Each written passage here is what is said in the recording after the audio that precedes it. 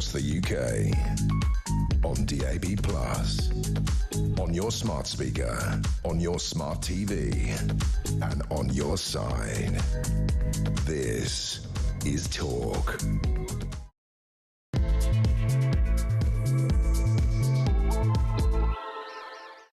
A very, very good morning to you. This is Talk, the home of common sense with me, Julia Hartley-Brewer. It's coming up to 3 minutes past 10 o'clock. And whether you're listening on DAB+ radio or on your smart speaker, watching on YouTube or your connected device, great to have your company. Another quiet news day, nothing much going on. Prime Minister not putting his tuppence worth in on what other people are saying, you know, policing other people's speech. Oh, don't use that word, don't say that thing. We're going to be talking, of course, about what Sir Jim Ratcliffe has had to say. The Man United boss has said that Britain has been colonised by immigrants. PM says he must apologise. Who does he think he is, telling people what they can and can't say? Meanwhile, the Chancellor, Rachel Reeves, claims closer ties with the EU would be the biggest prize for Britain. Biggest prize for Britain, love, would be for you to be sacked from your job, as we've just seen. Interesting that our newsreader just said we've had modest growth of 0.1% in the final quarter of last year. 0.1% is what we used to call flatlining. Plus, Labour is introducing that new law to allow 16-year-olds to vote. It is utterly insane. They are children. We don't allow them to do pretty much anything else. Therefore, I'm really sorry. I don't think that kids should vote. I don't care how clever your kid is. I don't care how knowledgeable your kid is. Your kid is a kid, and that's why they don't have the rights of a citizen to vote. It is gerrymandering, this is vote fixing, that's what it is. They think they're all going to vote for them. How we laughed when they'll end up voting Green in Reform, according to the polls, rather than for Labour. You've got to see the funny side, folks. Anyway, all of that coming up, plenty more besides, so much to talk about today. I'm delighted to say that joining me for all the chat today is Philip Ingram, MBE, former Senior Military Intelligence Officer. Morning to you. Good morning. Very nice to see you. Let's start making sure we actually know exactly what was said, by whom, before we actually discuss it. I know, it's a mad idea, isn't it? Yeah, exactly. When did we ever start doing that? You know me and my facts. Before I ask the question of you, so Jim Ratcliffe, Sir Jim Ratcliffe, the boss of Manchester United, Mr. Self-Made Man, one of our, well, I think he's our richest person, isn't he? Runs a chemicals company in Ineos, although of course he's now a tax exile in Monaco. But you know, a well-known figure, doesn't do many interviews. Did an interview with Ed Conway on Sky News about various different things, and then he said this: You can't have an economy with 9 million people on benefits and huge levels of immigrants coming in. I mean, the UK is being colonised. It's costing too much money. It will cause... It'll cause... Well, yeah. The UK is being colonised by immigrants, really, isn't it? I mean, the population of the UK was 58 million in 2020. Now it's 70 million. That's 12 million people. Now, there's a few things he did get wrong there. Just simple factual errors, and we'll come to that. But that was greeted by, the usual outcry from the usual suspects, including one Sir Keir Starmer, who apparently hasn't got enough to do. He's just too busy hiring people who are best mates with paedophiles and annoying all of his female MPs and stuff, and being pretty useless at running the country. But he's got plenty of time to police what other people say in their publicly expressed personal opinions. He says those comments are offensive and wrong, that this country is a proud, tolerant and diverse country, and he's called on Jim Ratcliffe to apologise. I just want to know your reaction to all of that. Do you agree with what Sir Jim said? Did you not like the language but you agree with the sentiment, or you got no problem with the language anyway? Do you think the Prime Minister shouldn't be, or should be, giving his tuppence worth on what other people say? No offence, Keir Starmer, but I don't think you can lick the food, the burnt dirt off the bottom of Sir Jim Ratcliffe's shoe from what he's achieved in his life. Who are you to be telling him what he can and can't say? Do you agree with the Prime Minister? Do you agree with Sir Jim Ratcliffe? Somewhere in between. I want to know what you think. Give us a call. 0344 499 1000 is the number to call. Text the word talk in your message to 87222. Get in touch with us on X at Talk TV. Calls, of course, are charged at the national rate altogether now. Text costs $1, standard network rate message. Honestly, I say this in my sleep. Philip Ingram, did you agree with Sir Jim Ratcliffe? First of all, was he right to say what he said, and how he said it? He was right and he was wrong. Come on, we're not having fence sitters here. No, I'm fence sitting, but I'm now going to come off the fence on each side and create problems for all sides. You know, this is seen by the Prime Minister, and his reaction is purely because it's deflection from what's going on there. Yeah. And we're going to see the standard cut and paste of tweets coming out of Labour Central headquarters, and all the ministers are going to come out and say this is disgusting, blah, blah, blah, because it's deflecting. Although Ratcliffe was actually quite nice about the PM and about Nigel Farage. Well, he said he's a nice man. Exactly. And it didn't help he got some of his facts wrong. But your British culture, I would argue, is a colonised culture. You like your G&Ts. The quinine comes from our time in Africa and our time in India. You like your Ruby Murrays. You like your chow mein and your chop suey, which aren't Chinese dishes. That's because we had an empire. We eat some foreign food. No, we had an empire, and therefore a lot of those cultures came into this country. 1066 were invaded by the Normans. You can get a McDonald's in Japan as well. Well, exactly. Anglo-Saxons. The Saxons in the 5th century were Germans that came in. Then we had the Roman culture that gave us roads, drains, and baths, which we all like. But you know, we are, as a country, have developed our own identity over the years, and that identity is being overtaken by the illegal immigrants that are coming into this country and being absorbed, and that is changing the culture, and that's what I think Jim Ratcliffe was talking about. No, I think he was very specifically talking about legal migration, actually. Let's be very clear. When he said the population of the UK was 58 million in 2020, now it's 70 million this year, that's 12 million people. That was factually wrong. He said it was actually 58 million in 2000, not 2020. He was out by 20 years. So basically, you know, early on in the Blair years, before we had the mass immigration, and it's risen by 3 million since 2020. What I love about this is people go, oh, it's only risen by 3 million since 2020, not by 12 million. We are into the same territory as we are with the campaign for Brexit and the Vote Leave campaign with that £250 million sent to the EU every day on the side of a bus. And the Remainers go, no, we don't send that much. It's only 185 or whatever after the rebate. And they thought, oh, this is a horrible lie. Of course, it meant that people were constantly talking about how much money we sent to the EU. And British people were going, how much? 180 million and 250 million makes no difference to us. It's a heck of a lot of money, and we're sending it there rather than getting it here.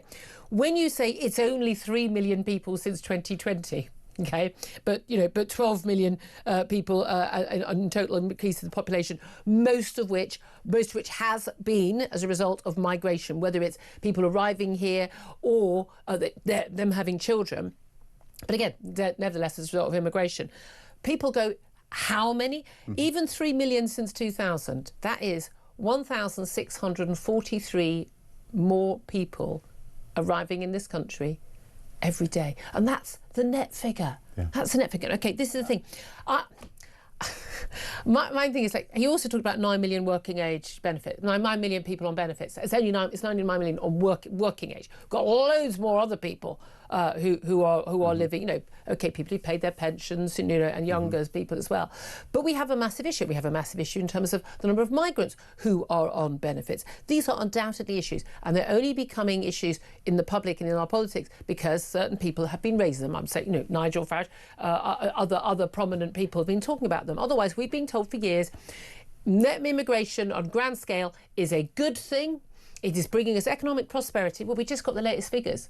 We're flatlining. 1.3% for the entire year last year, 0.1% for quarter 4 of 2025. We've had virtually stagnant growth for 20 years while we've had a mass explosion in immigration. How's that working out for us? They're not a net benefit. When he talks about the word colonised, this I think is the big issue. Being colonised, colonisation is a group of people going to somewhere else, to another area, and basically working to sort of take control over the people. Culture over the culture of that place. But that is what has happened. Now, whether people have planned to do it or not, when you bring in millions of people from other cultures, which a lot of them are, I mean, look, the largest number of people who've arrived in this country are actually been Indians, you've got Chinese, you've got Pakistani, you've got Nigerians. Indians actually by a far long way. Yeah. But in terms of, I think, a lot of people feeling in terms of the changes in culture, I think people are actually more concerned about those from Muslim countries. Reason why? There's been a rather big separation in terms of groups of society. Now, the thing is, we have got, even like the most lefty people, the Prime Minister himself talked about an island of strangers earlier last year, apologised for it afterwards.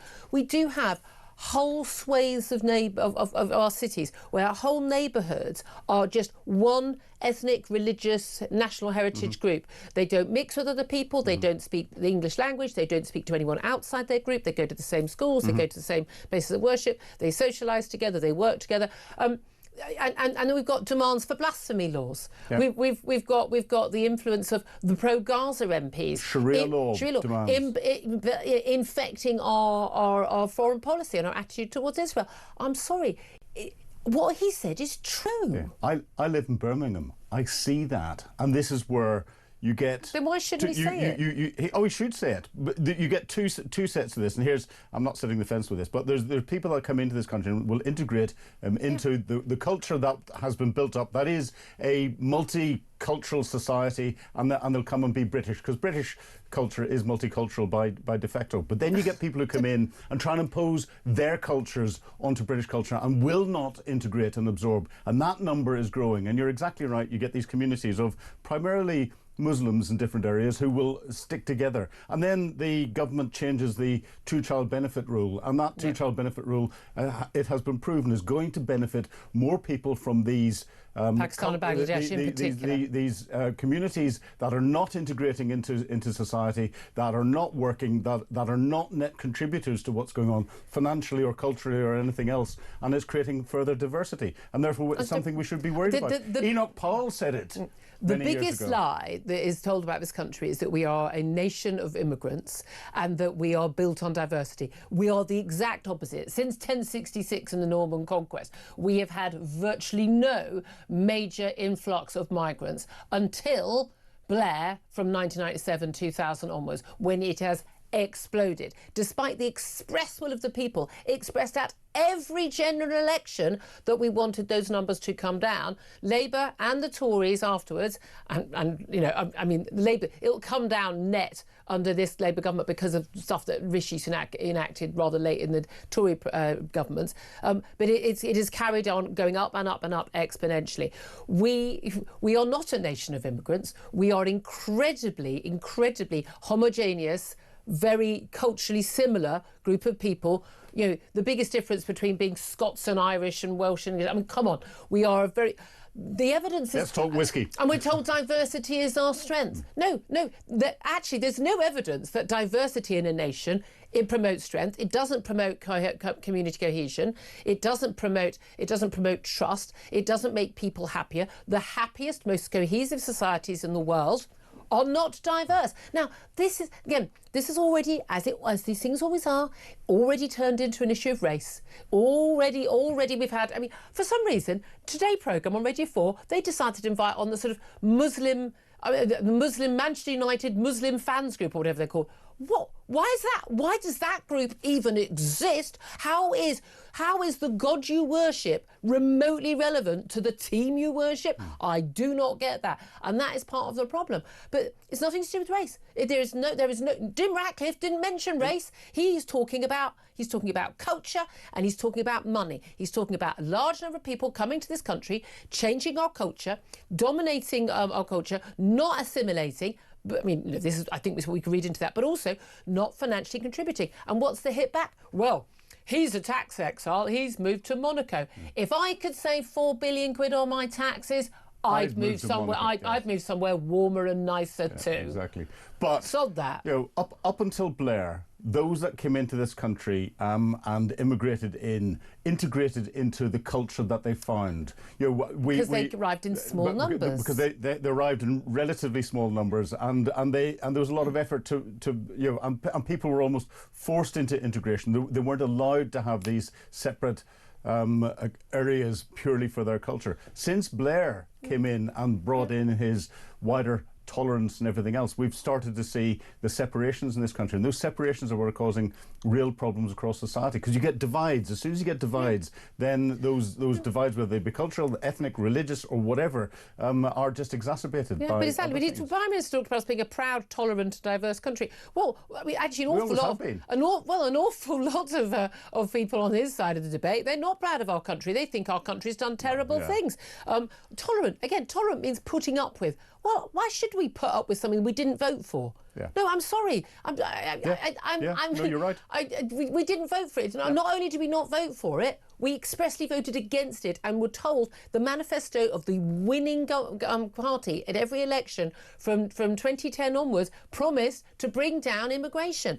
And then saying, and we're a diverse country. We're not. The vast majority of people in this country are long-standing, brackets, white, because we're a European people, therefore we're white. This is not controversial stuff, people. But it's just utterly bizarre. No one says that Japan should have, Japan's doing terribly because they don't have enough immigrants from Pakistan or from Nigeria, for goodness sake. No one says, oh, isn't it terrible that Nigeria doesn't have enough Indians and white people? This is only happening in sort of these sort of, oh, isn't it terrible that we're white and that we're European countries?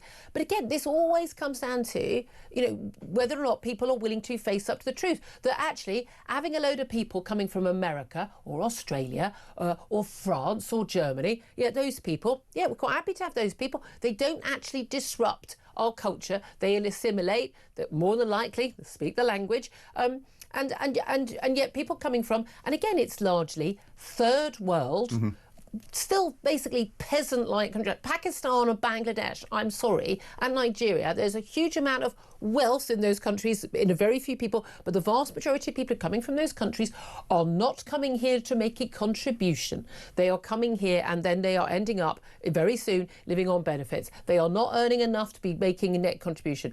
We need to accept that, and anyone who's not accepting that is just not playing with the facts.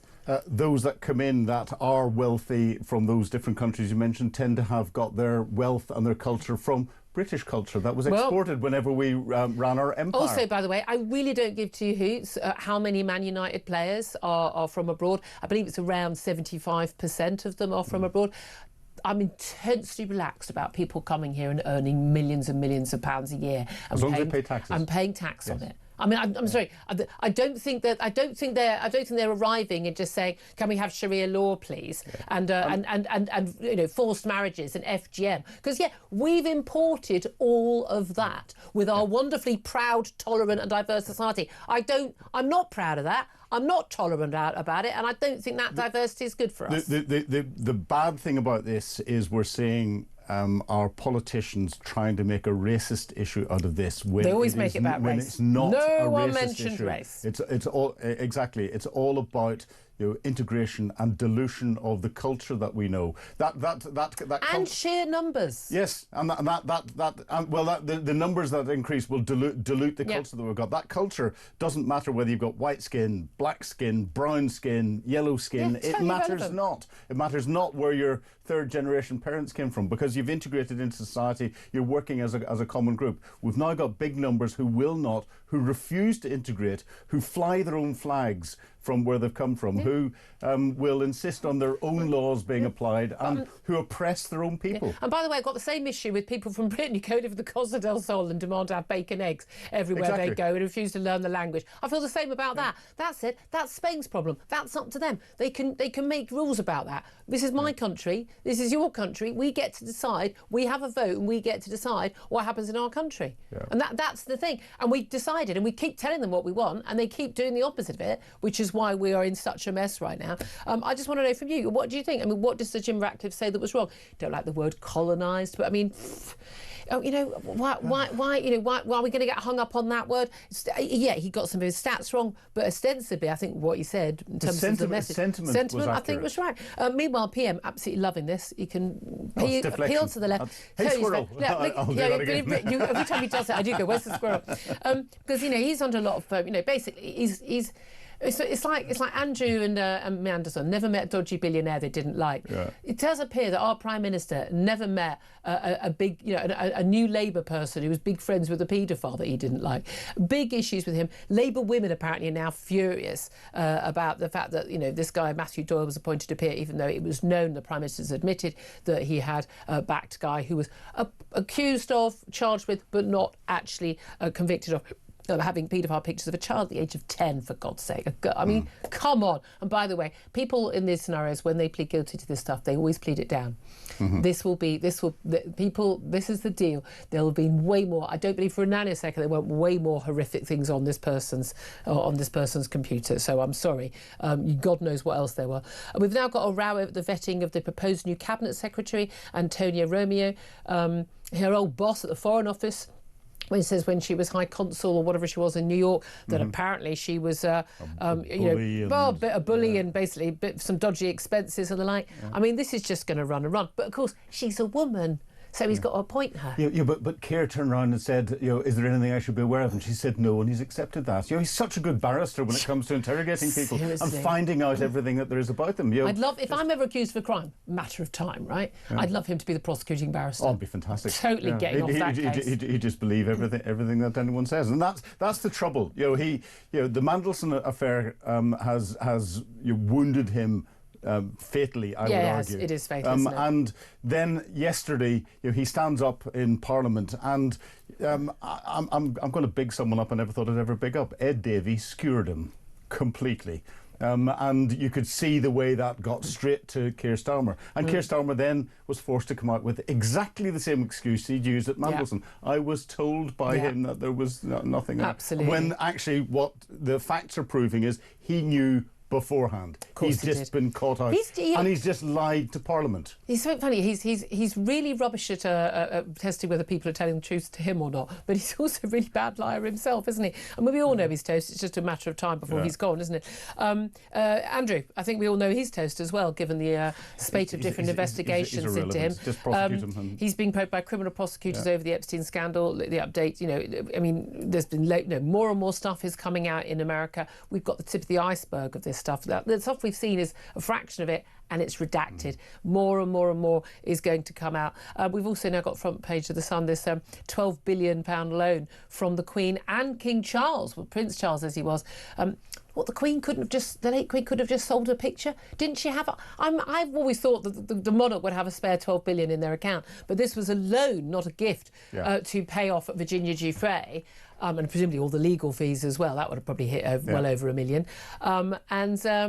But he hasn't paid the money back. But of course, he hasn't got anything to pay the money back with. But, that's a mum lending her son who's in trouble an amount of money. Yes, 12 million is a huge amount of money, but it was from her personal money. My dad helped me with my rent once when I was in my mid-20s. But I think it was 400 quid. There's lots of people out there. I paid it back a month later. And any mother would lend their child, when they're in trouble, whatever, to help get them out of trouble. Would I lend my child, if I had a son and he was accused of having sex with a 17-year-old who'd been trafficked for him, basically given to him by a paedophile, would I bail him out? I don't know if I would. Well, but this is unless it was about protecting, as we talked about before on the show, the firm. Correct. It's not about protecting Andrew; it's protecting the firm. And this is where every mother's got their different standards that they will set and do it, and there are a lot of factors that come in. Andrew.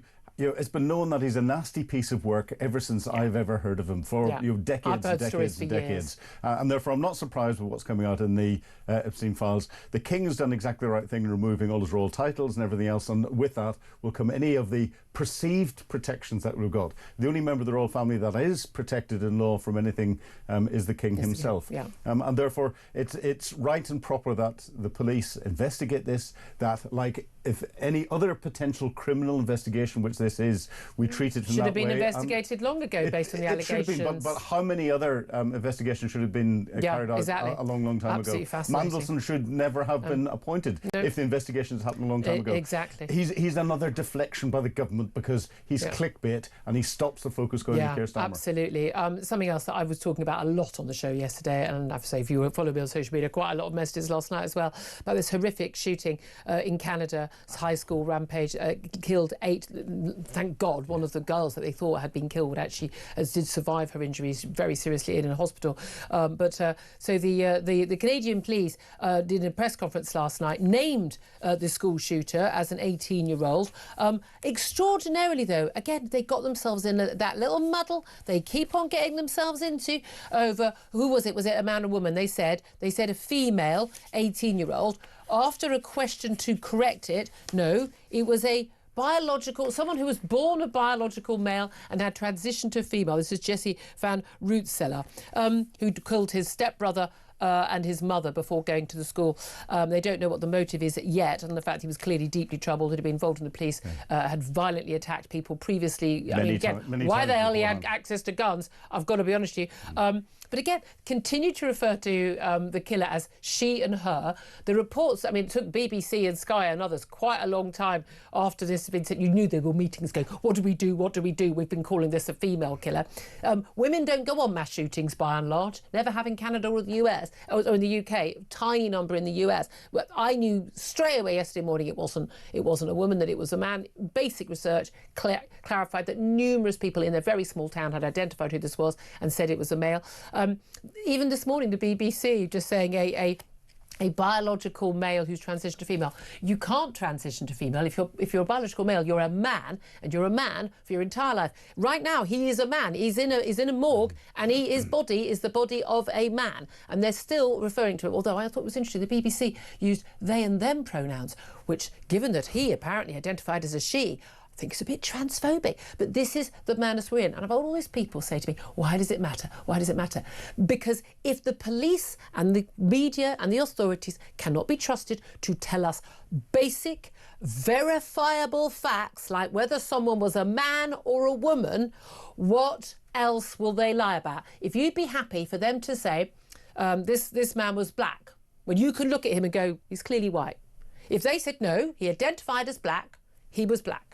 Well, that would cause real outrage. That would cause an outrage, because it wouldn't be true, right? Correct. Well, it's the same thing. Yeah. A man went on a rampage and he killed people. Let's say the facts. It is quite clear. I wouldn't even call him a man. It's an 18-year-old boy with severe mental health issues that have been known about for a long period of time of his life. The police knew about him, his family knew about it. How he got access to weapons, we don't know.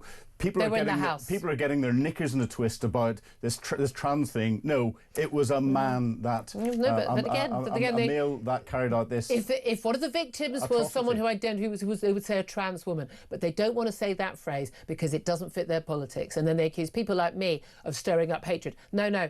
Facts aren't hateful. But the Supreme Court has clarified the line but for they're all everyone. going with the Canadian police. Well, that's not the law in this country. Correct. But it is the guidance from Ofcom and IPSO to the media, and we need to get that changed, because they are basically authorising, requiring people to lie to you. We need some Ofcom complaints. It's not... Yeah, I mean, seriously, complain constantly. Whenever they lie to you, you need to complain. 10:29 is the time. We're going to take a break and we're going to get to your calls. What do you make of what Jim Ratcliffe had to say, that Britain is being colonised by migrants, and the Prime Minister saying his comments are offensive and wrong and he should apologise? Give us a call, 0344 499 1000. That is the number to call. This is Talk.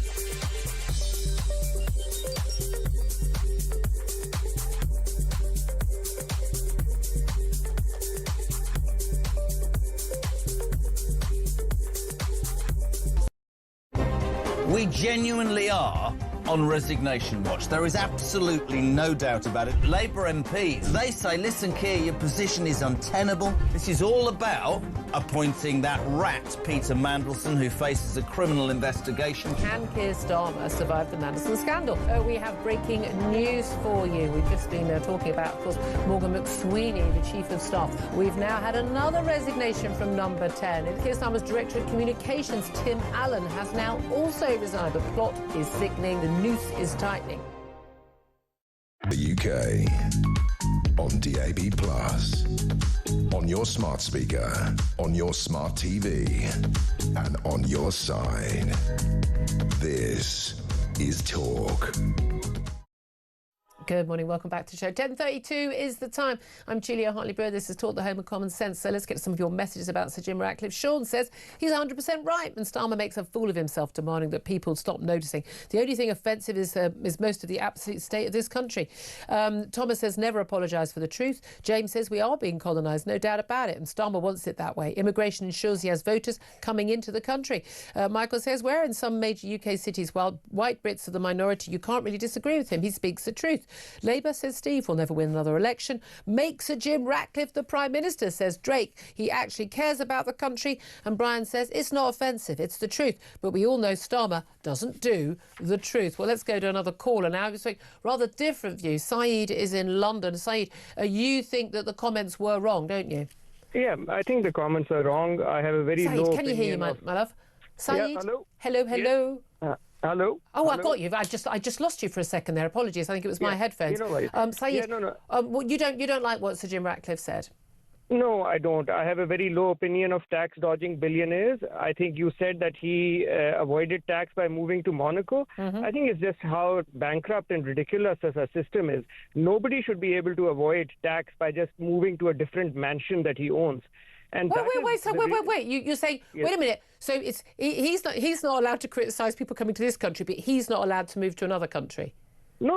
I'm just saying Well, he is he or should not? not be able to avoid taxes. But if he doesn't by live moving here, to why a should different country? Why should he pay because taxes here? Because our taxes should be based on the assets people own and they should not be able to avoid it by suddenly spending a few more nights in Monaco mansions. But that's, our laws make it quite clear. If you don't live most of the year in this Yes. country, you don't pay taxes in this country. Yes.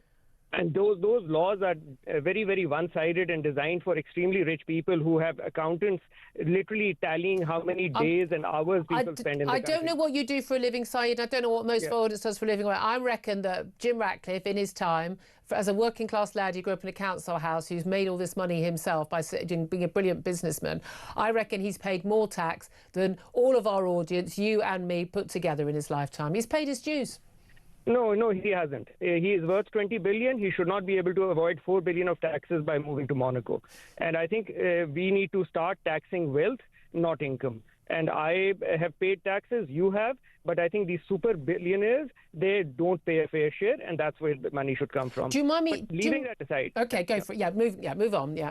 Yeah, and then, look, I mean, the reality is our white population is having children well below the replacement rate. Yep. And that is why we need immigrants to come in and do the jobs that locals are not trying to do.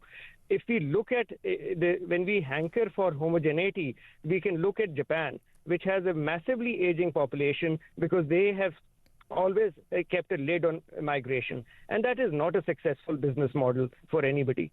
I also agree that there is colonization of the United Kingdom, but that colonization is coming from the US, which has pervaded all sorts of our culture, our movies, our cinema, our language. But wait a minute, but America is part of our culture. We gave America a lot of its culture. It's just kind of bouncing back. But hold on a sec, I disagree with you on this, on the demographics. The answer to our demographic problem is for making it easier for people in this country to have more children. If we build more homes. One of the reasons why people can't have kids is because they can't afford to get a family home. They can't afford another bedroom to have another child. And that's because we've got a massive influx of people. We didn't build more homes, but we had millions more people arrive. That's put the pressure on house prices. I mean, so bringing more people in doesn't solve that problem. No, I agree, but I think we should make it easier for people to have more children. But then we need to also get rid of some of the racist policies. I think one of your colleagues was mentioning that this two-child benefit cap goes to the benefit of migrants. Who cares? We need children. We should be encouraging people. Well, we want children. As a general rule, statistically, there are various different studies. I'm not entirely sure that we want to be throwing more money at people who aren't working, and whether their children are going to be the net contributors to the future. I think is, should we say, questionable at best. But there's research saying different things on that. So I mean, look, the thing is, you're clearly. I mean, people will be able to tell. We can't see you, but from your voice, that you're clearly a migrant to this country yourself. Do you think this is? I mean, do you think this these comments are, as you're disagreeing with the factual side of things. Do you agree with the Prime Minister that these are offensive and wrong comments? Look, I think they're offensive and wrong, but I think the Prime Minister is not in a position to say that, because he himself has made very offensive and wrong statements about Island of Strangers, etc. What's offensive and wrong about that? Because he's using the language of divisiveness, he's using the language of Enoch Powell, etc. And then on Jim Ratcliffe, I think he is deliberately misdiagnosing the problem we have. We are, if you look at our 20-year history, our growth rate has been anemic, I agree. But actually, if we did not have the immigrants coming in, we would have been in recession for most of those years. If we didn't have the migrants, then maybe we would have had to force our young people to go to work and not be allowed to sit on benefits, and we'd have been training up our workforce to do the jobs ourselves. I just simply disagree with you on that. Again, I don't think these comments are offensive or wrong at all, because I think they're stating a fact. You know, when you say like they're dividing, what divides people is having, you know, their local school. This happened when I worked in the East End of London. A local school within about 5 years going from being everyone standing at the school gate talking to each other to a school where most of the mums didn't speak English. They only spoke Bengali, and the other mums couldn't even converse with them. That's what divides people. No, I agree. And look, there have always been waves of migration to this country, whether not these on are this Jewish scale. migrants. Not on this scale. True. That is true. This is unprecedented. I agree. But there have been migrants, and there has been a ghettoification element, because when these newcomers come in, they're not really welcomed. They don't know how to access services. They cling to each other, and whether that's sort of Jewish migrants at the East End, etc. I think it's important. I'm all in favor of integration, and I think the government should spend money on making sure that parents have English language classes. Why should my taxes pay for someone to learn the language? I think you shouldn't come here until you do speak the language. Because we all benefit from that. So then no, we don't. No, we don't. Hear me out. We benefit from someone learning the language before they get to come here. No, Julia. Look, if you have a Bangladeshi woman who has arrived here and she does not learn the language, does not know English, I think it is in a society's benefit that we give her the skills to learn English so that she can be a productive member of society, right? My question is, why are we letting her in the first place? Look, I don't know. Maybe she got married to somebody who lives here. Well, I mean... So then you want to stop people getting married because they don't... Well, we already do. No, we actually do. We have quite strict rules, actually, about that's been made. Look, I could talk to you all day, but I'm literally about 10 minutes over time. I've got a guest waiting on the line. I'm going to have to leave this. But, Syed, we'll do this again. Call in again. I so appreciate your call. 10:40 is the time. Lots of you may want to have your say on what he's had to say as well. 0344 499 1000. Trevor Kavanagh, former political editor of The Sun, is up next. This is Talk.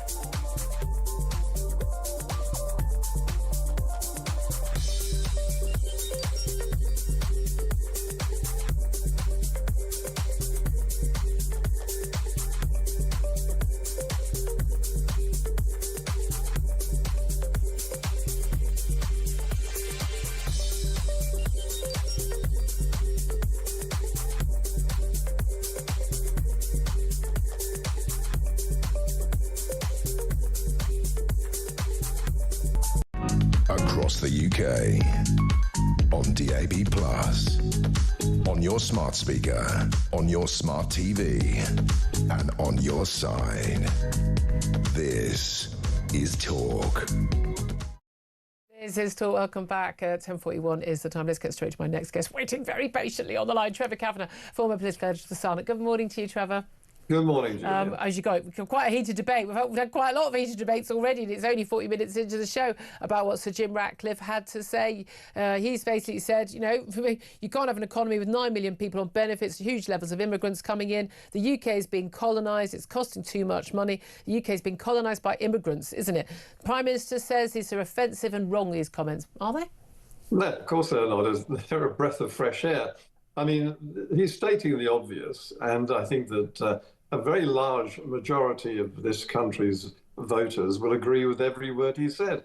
We are seeing the evidence on a daily basis before our eyes in some of the northern and the London areas, south of England as well, cities where you've got basically ghettos occupied entirely by one particular migrant from a particular area, and they've got together, and they are. This is where multiculturalism has been such a disaster, because it favours exactly that breakup of our society. This is not It's not, you know, the DEI formula is not diversity. It is actually division, and they are dividing themselves against us. Yeah, I mean, and that's the thing, isn't it? But this is the thing that when the Prime Minister talks about, you know, how we, I mean, he mentioned we were an island of strangers, didn't he, last year? And then, of course, he backtracked on that. But when he says we're a proud, tolerant and diverse country, and lots of talk about how this is dividing us. But no, what's divided us is politicians inviting in millions and millions and millions of people to this country and not requiring that they assimilate and integrate, that they speak the language, that they adopt our norms and values and behaviours, and live as British people. And I'm sorry, they have not. Now, there are plenty of migrants who do that, and they are very welcome and who contribute. But inviting in huge numbers of people, let's be honest, from the third world, from countries with a completely alien culture from ours, has not been an economic or a cultural success.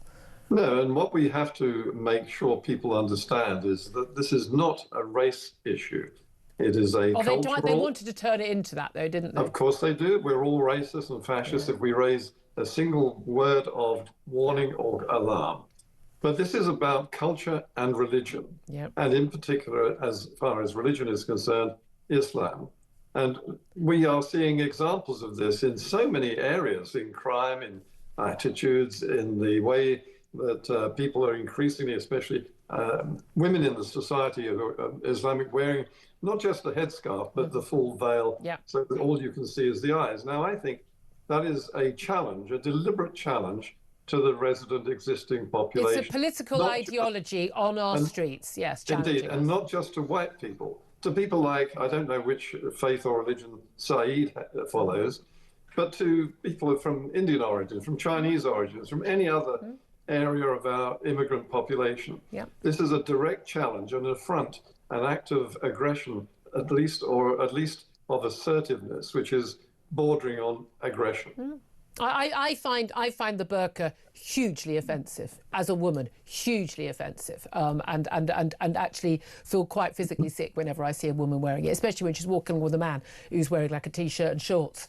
And apparently, you know, I just find it's just utterly bizarre. But this is the thing, this culture and economics are the two things that people are arguing about. When people live in a town or a city and their local high street is suddenly completely and utterly, let's use the word alien to them, where every shop front, I've got a high street, but that's interesting. I live in an area, a lovely, nice, leafy street, but we're between an area that's very, very much. It's basically, I mean, every single shop front is now is written in Islamic script, in Arabic, and then there's a much posher high street further away where, you know, it's all, you know, leafy, and, you know, Keir Starmer, I'm sure, you know, walks down that street, but. These are completely different cultures, and a lot of the people who say this is outrageous, this is racist, this is terrible, they only live in and see some streets. They don't see the reality for an awful lot of people where their child's school, their local high street, their local GP surgery has changed beyond recognition. If I go to my local GP surgery, I'll stand there for half an hour waiting while the receptionist tries to make herself understood to 3 or 4 people in front of me who haven't brought translators with them, and that is now the norm in most cities.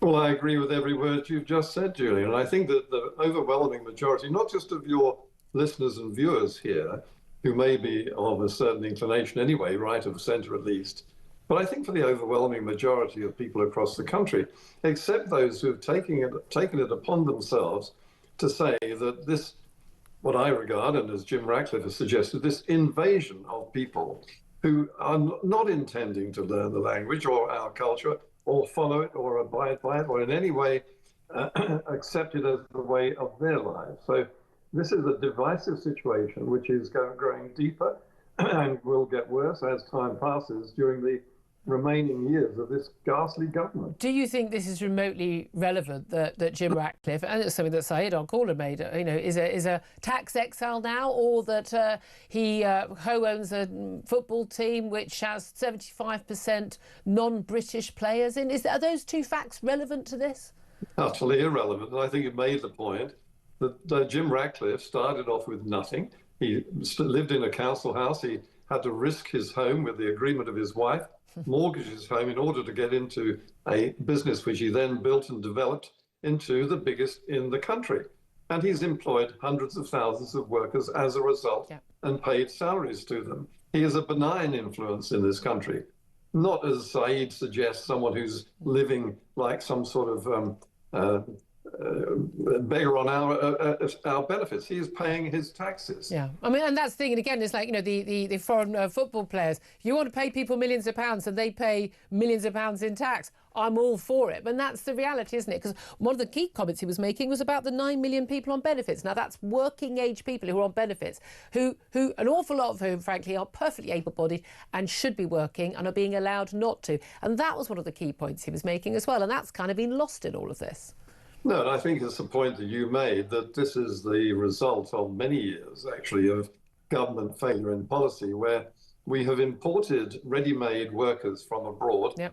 Many of them are highly skilled and qualified, in order to save having to pay for the training and qualification of them among our own young people here in this country. So it's a huge price that we've paid. It's too easy for employers to simply say, I'm not going to train anyone in medical skills, in scientific skills, in accountancy and all the rest of it. Bring in someone who's ready trained at the expense of the countries they come from, remember. So, yes, this is years of policy failure. And it's not just Labour. I'm as horrified. No, absolutely. Of course, we've seen the latest policy failure. Latest figures quarter for the final 3 months of last year, we had growth of 0.1%. We're flatlining. Total for the whole of the year so far looks at 1.3%. We've been flatlining for years and years and years, despite, of course, the fact that we were going to massively see our economy grow because of mass immigration. The irony there. The Prime Minister is in a lot of trouble because he's, the economy is in a mess, everything else is in a mess. He's not achieved anything. All these U-turns, and all then, of course, the Mandelson affair, and of course the Matthew Doyle issue as well, appointed a peer, even though the Prime Minister's now admitted he did know that this man had campaigned for someone who'd been accused of, but not actually convicted of at that time, of paedophile offences. How dangerous is the territory the Prime Minister is in right now, and in particular with an awful lot of women Labour MPs now speaking up and saying they're angry at this little sort of boys' club in Number 10? Well, yes, I think this is a huge problem for not just Keir Starmer, who basically is now a hostage of the Labour left, but for the Labour Party generally, and even for people who are now speaking out, such as Harriet Harman, who, after all, remember, she was the chairman of the National Council of Civil Liberties, which supported, along with Patricia Hewitt and Baroness Chakrabarti, the paedophile information exchange, which they affiliated with. Was affiliated with the Civil Liberties. And they argued basically that a child could consensually have sex with an adult. Yes, and in fact proselytised the idea of it being a good thing. Yeah, it's mind-blowing, mind-blowing.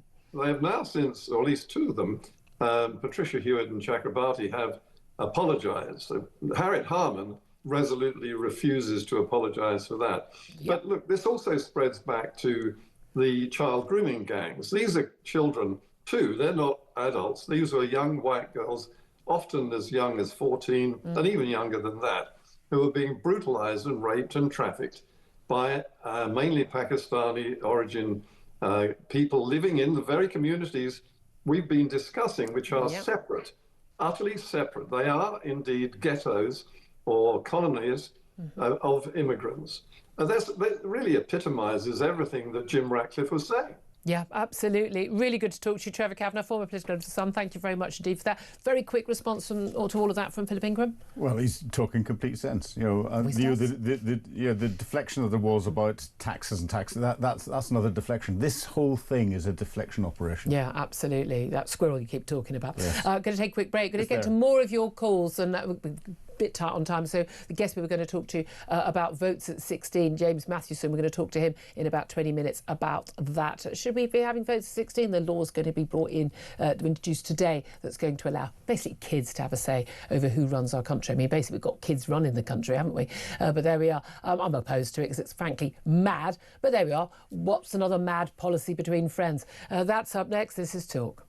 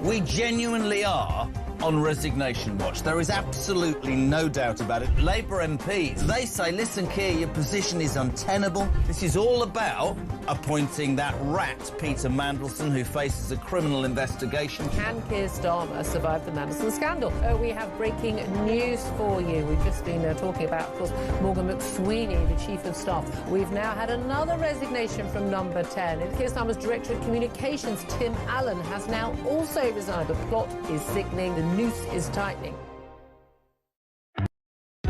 Across the UK, on DAB+, on your smart speaker, on your smart TV, and on your side.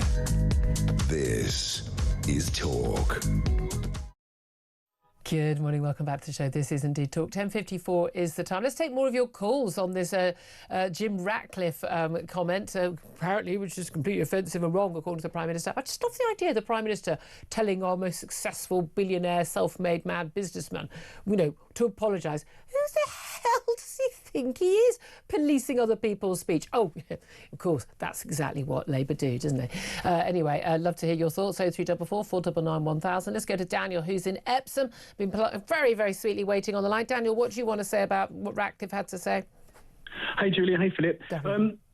What I want to say is that what we're currently seeing in Britain at the moment is a fight back, because let me take you back in time. In 1951, if you look at the census, the country was 98.9% white, spoke English as a first language, and were broadly Christian. So we were virtually homogenous in less than one man's lifetime. If I take you back to 1997, I was just coming of age in London. I can tell you there were about a quarter less people walking around than there are today. We had black and Asian families in Britain, but it was much more homogenous. London and Britain in general was much safer. There was much less crime. There was much more togetherness. This is in 1997. I hate to tell you, actually, I think a lot of crime has actually gone down since then, weirdly. It feels a lot more dangerous. I'm with you. It feels a lot more disparate. Yeah. It feels like there are hundreds of different groups.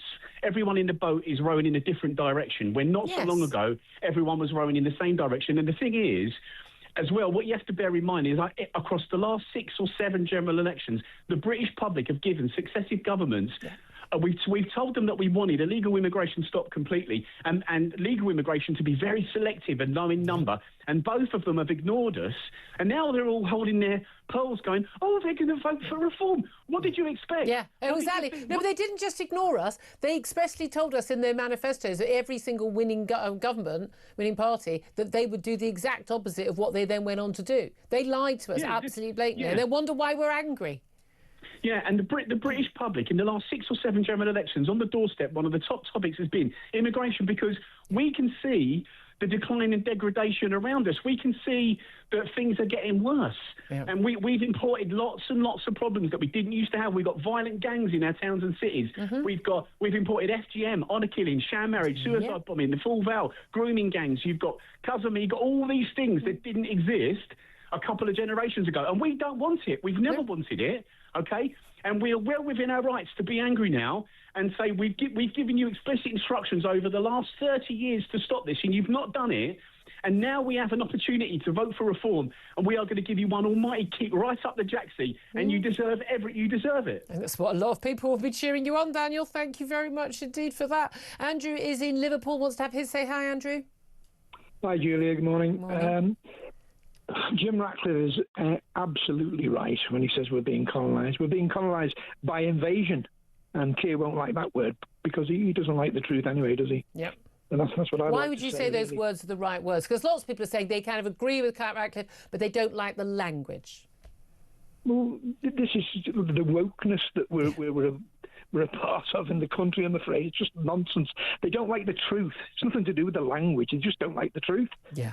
In my opinion, and a second point, since they've been coming over on the boats, is it 10 years? I don't know how long it is. However, they should never, ever, ever have been able to roam the streets free. It's just insanity. No, they were coming on the lorries beforehand, and they made the lorry route harder. They started coming on the boats in the late 2010s. Parachute in, isn't it, really? Yeah, well, eventually they will. They will. I mean, that's the thing. I mean, I couldn't agree with you more, Andrew. Thank you very much indeed. Interesting point there, Philip, from Andrew, which is, they say it's the language. They don't like the language and everything. Actually, they just don't like the truth, because actually, it's the kernel. It's the kernel of truth that they've got an issue with, because it kind of undermines everything that is at the centre of the sort of leftist woke ideology. But again, if you listen to the argument that's come out from Keir Starmer, from everyone else, and this is why I keep saying it's deflection, they're attacking Sir Jim Ratcliffe's tax status. They're attacking this. They're attacking that. They're not attacking the substance of what he's saying. No, it's always substance. It's annoying that he got some of his stats wrong. Always have your stats right. But I'm guessing he wasn't planning to talk about this, and he said it in quite a casual way. And in a way, you're thinking, oh, good, but someone of his stature saying it. And of course, he's also been doing. I've heard him on the people on the BBC. Sky going, of course, he is a Brexiteer. Oh, well, in that case, we can write him off. How dare someone who understands how businesses work vote differently from all of them at The Guardian and The Beeb? But there we are. Love to hear more of your comments. Lots of calls still coming. Whether you agree or disagree with Ratcliffe, agree or disagree with what the Prime Minister had to say criticising Ratcliffe, get in touch. 0344 499 1000. Oh, yeah, we're going to talk about votes at 16 as well. Another bit of madness. This is Talk.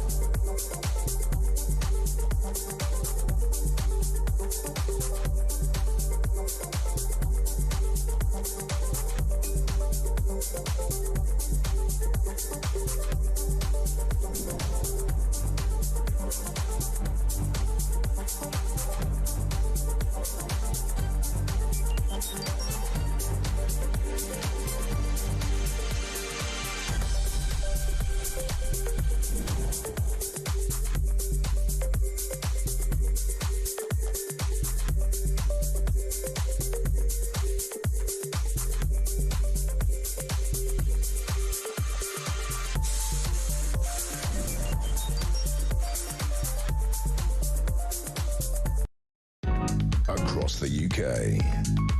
On DAB+, on your smart speaker, on your smart TV, and on your side. This is Talk.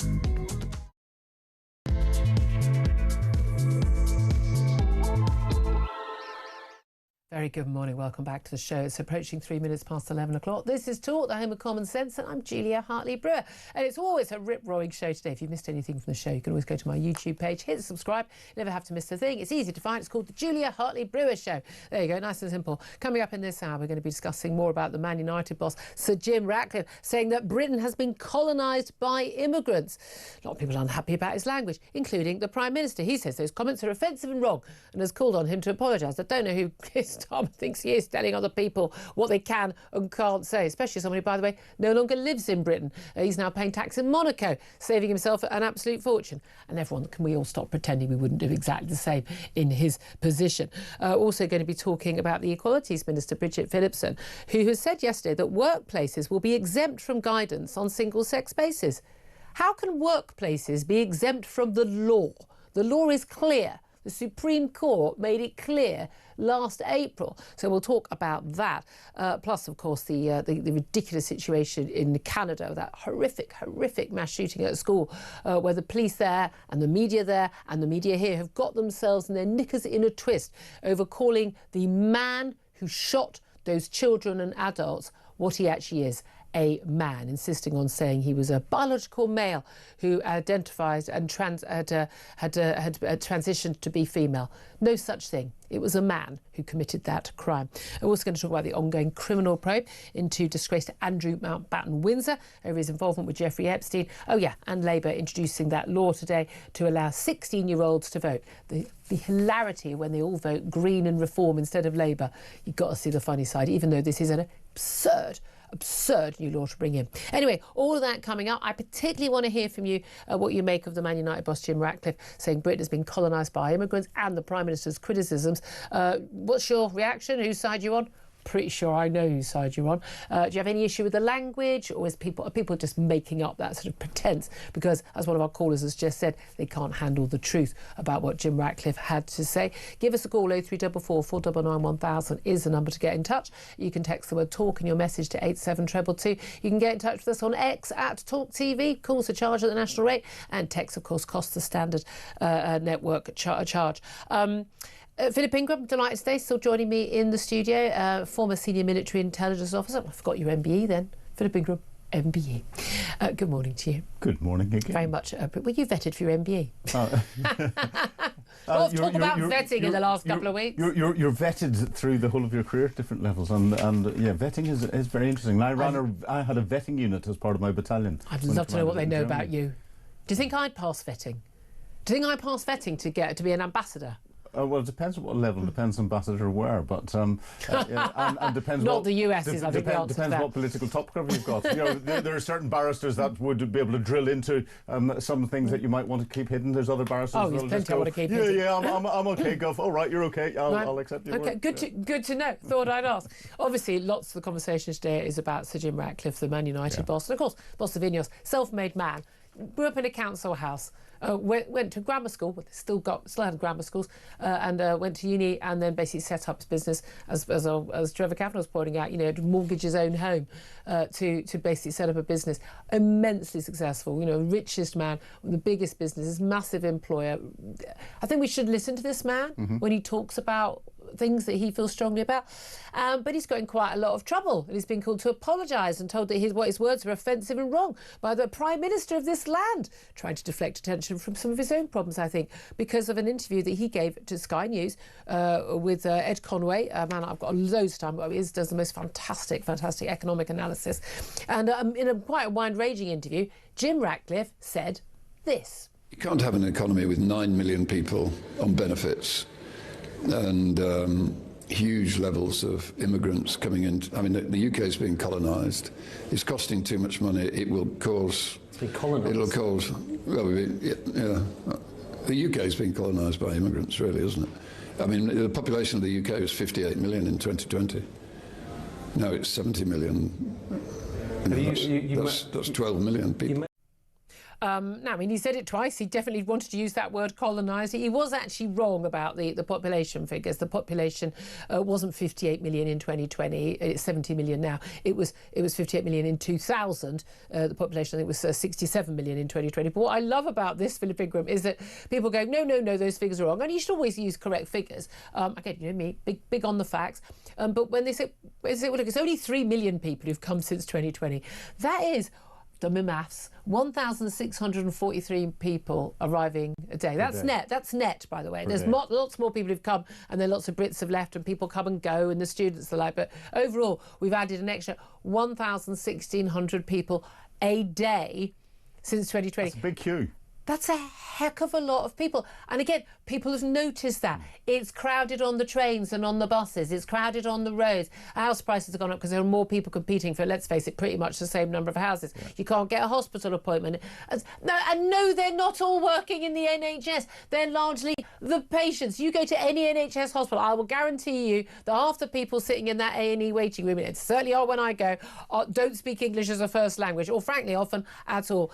He's talking about some basic facts. He did also talk about 9 million people on benefits. That's 9 million working age people on benefits, many more who are not net contributors to the country. But again, if you're a pedster, people understand that. You're a child, people understand that. But he's talking about the economics of this. But I think he's also, when he says the word colonised, he's also talking about the cultural difference. Now, the Prime Minister's response to this has been that that these comments are offensive and wrong, and that he should apologise. And the Prime Minister was insisting that we are a proud, tolerant and diverse country. Why do we have to be tolerant? Why does he think we're proud when most people feel that actually he's not proud of our country and wants to change it? And we didn't ask for the diversity. I mean, I'm with this man 100%. I don't have a problem with his language.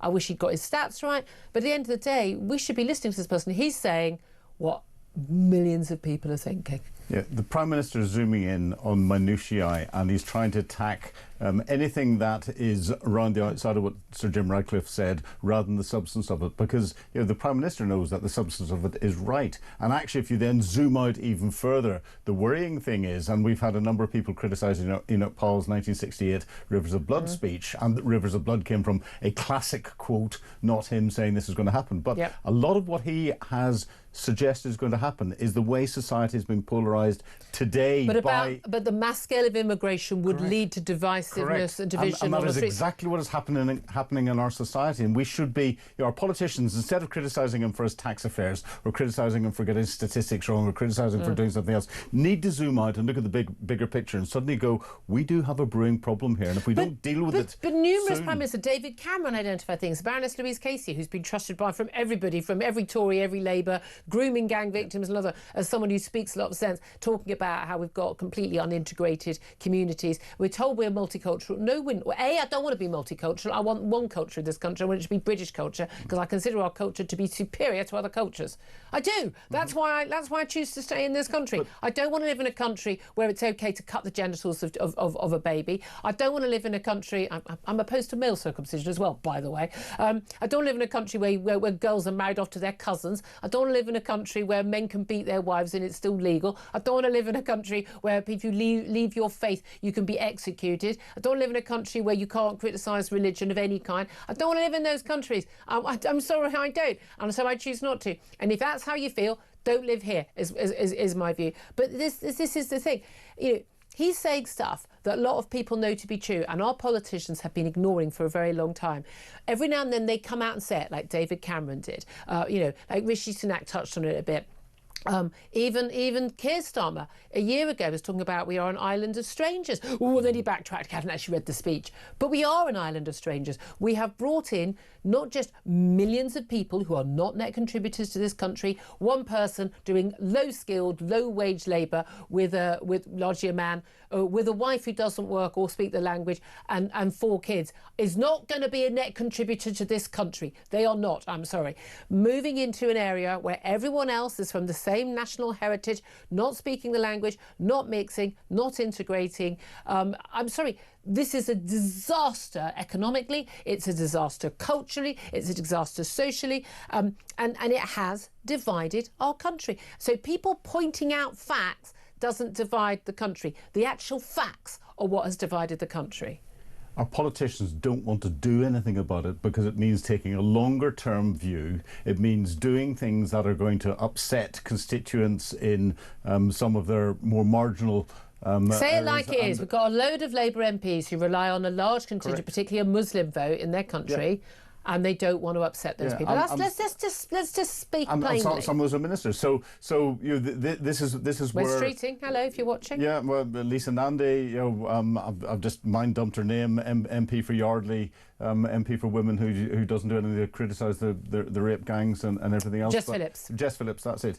And they will not take a longer term view to deal with the growing issue. And this is where our politicians are building up a longer term problem for this country. And this is where Enoch Powell's predictions could come true if they don't do something about it. But it's not a vote winner. It's not something that they need to concentrate on today. They can push it off. I don't even think that it's too difficult for them today.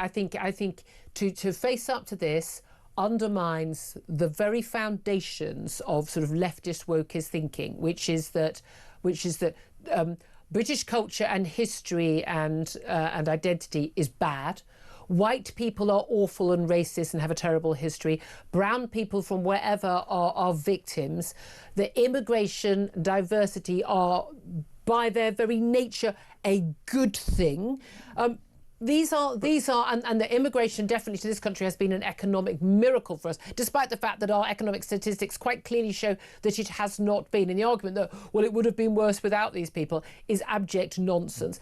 We're in a situation where they cannot accept this as true, what he said, because you take that one brick out of that edifice, the whole thing comes down. But if you go hard left, you go Marxist-Leninist, and then you can't have different cultures. There'll be oppressed. You can't have anything that doesn't follow what the state says. You don't allow this sort of diversity. None of that's there. So they keep saying this is leftist culture. It's not leftist culture when you're pushing towards Marxism. No, the woke so-called. It's the woke culture. Yes, completely. But it's blancmange. It's where people can't make their mind up. They haven't got a clue who they are. I want to play another clip. This involves the United Nations. We've got so many other things I want to talk about, but we're going to get to those with guests over the next couple of hours. But I do want to play you a clip of something that happened at the United Nations this week. I mean, it's not the top of the news agenda, but I think it's where you and I talk a lot about international politics. There's lots going on in terms of Ukraine at the moment. We'll come to that bit later as well. We've got these talks. We've got the Munich the Defence Security Conference starting tomorrow. We've got defence ministers meeting in Brussels today. And there's a lot of talk about these American talks with the Iranians about nuclear situation. Now, we've had the Iranians. I mean, because there wasn't that much footage, because they stopped the internet, basically, perhaps it should have been on more front pages, more time. But we think possibly up to 30, 40, 50,000 people, largely young people, fighting for democracy. All they were doing, peaceful demonstrations, were murdered in cold blood, shot down, later machine gunned by their own government for simply demanding some basic human rights that we take for granted in this country. We really have got to stop taking those for granted. This week, this is so bizarre. The United Nations decided that they would have 2 new vice chairs for the Commission for Social Development. Just have a little watch and a listen to what happened.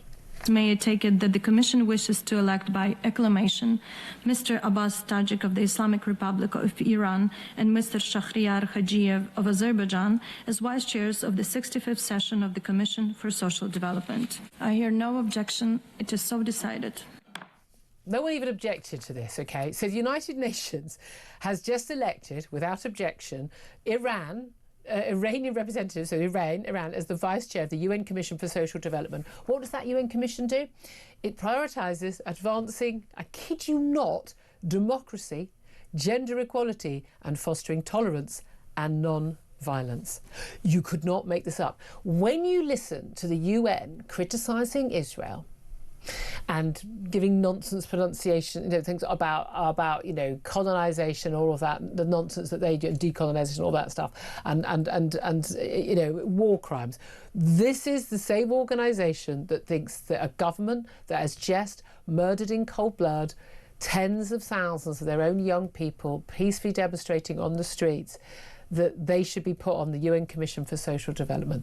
This is a waste of time organisation. We need to leave it, we need to defund it, and we need to start again. I've worked with the UN in different operational theatres. I've been to the United Nations in New York. It is one of the most corrupt organisations that there is going, and these sorts of committees and all the rest are completely irrelevant. Everyone ignores them. No, they are, but we're paying for it all, and it's all bought. It's all bought and paid for by the Chinese, by the Russians, by the Arab states, by a lot of very, very, very questionable governments. But I just wanted you to see that madness. Anyway, 11:17 is the time. Up next, we are going to be talking about votes at 16. But why on earth should children who aren't even allowed to buy a fag or a pint going to be getting the right to decide who our Prime Minister is? I don't know. Maybe they'll get it. They can't get it as wrong as the adults have done. I'm completely opposed to this. Got to talk to someone who thinks it's a great idea. Up next, this is Talk.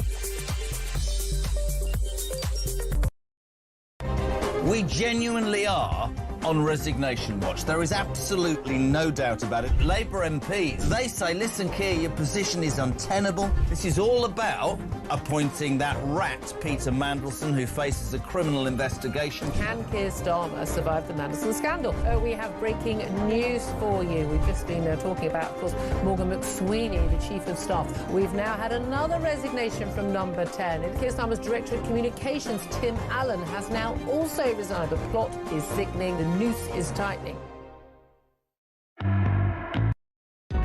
Across the UK, on DAB+, on your smart speaker, on your smart TV, and on your side. This is Talk.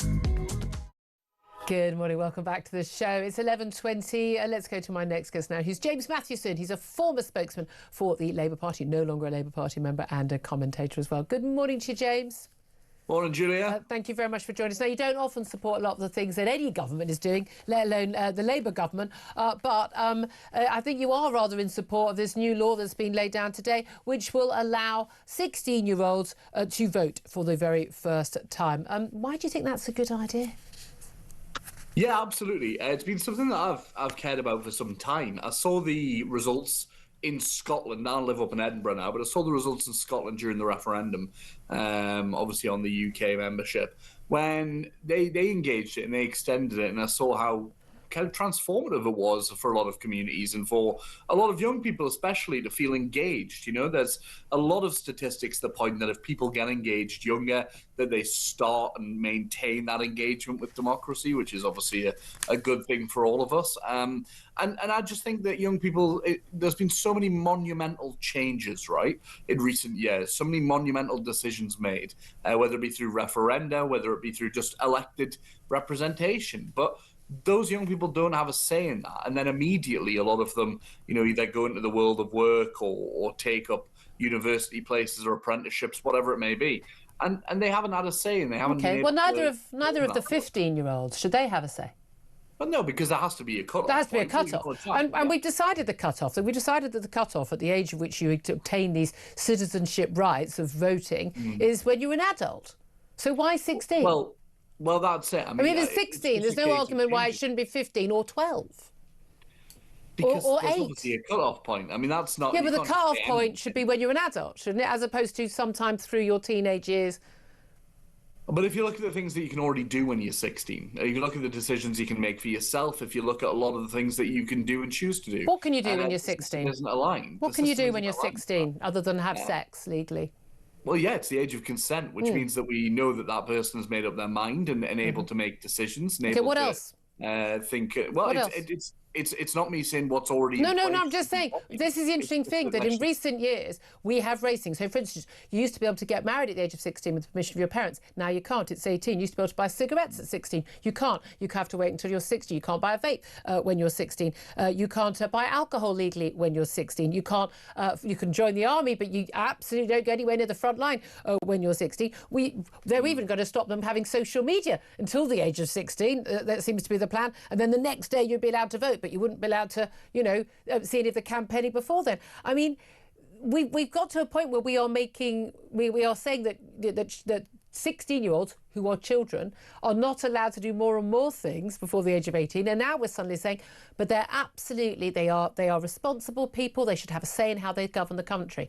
If you don't have a say over whether or not you can have a glass of wine or a pint, why on earth should you have a say in governing the country? Exactly. I think, by the way, your point's valid about things not being aligned. I think things should be much more votes at 18. No, 16 in my mind, because I'm sorry, you want 16. You want it to be easier to buy cigarettes, so that 14-year-olds are buying cigarettes at 16. As you say, if you're able to have a child, if you're able to, make these decisions for yourself that we acknowledge already, then why are we waiting until? But hold on a minute. No one is saying, you know what, you can get pregnant at, at 11 or 12. I don't think we think that's a good idea either. No, it's not about the biology, Julia. It's about the acknowledgement by the state of what is a point of maturity, and that's the question. Okay, but you're saying that we should bring everything into alignment, but it should be at 16 rather than at 18.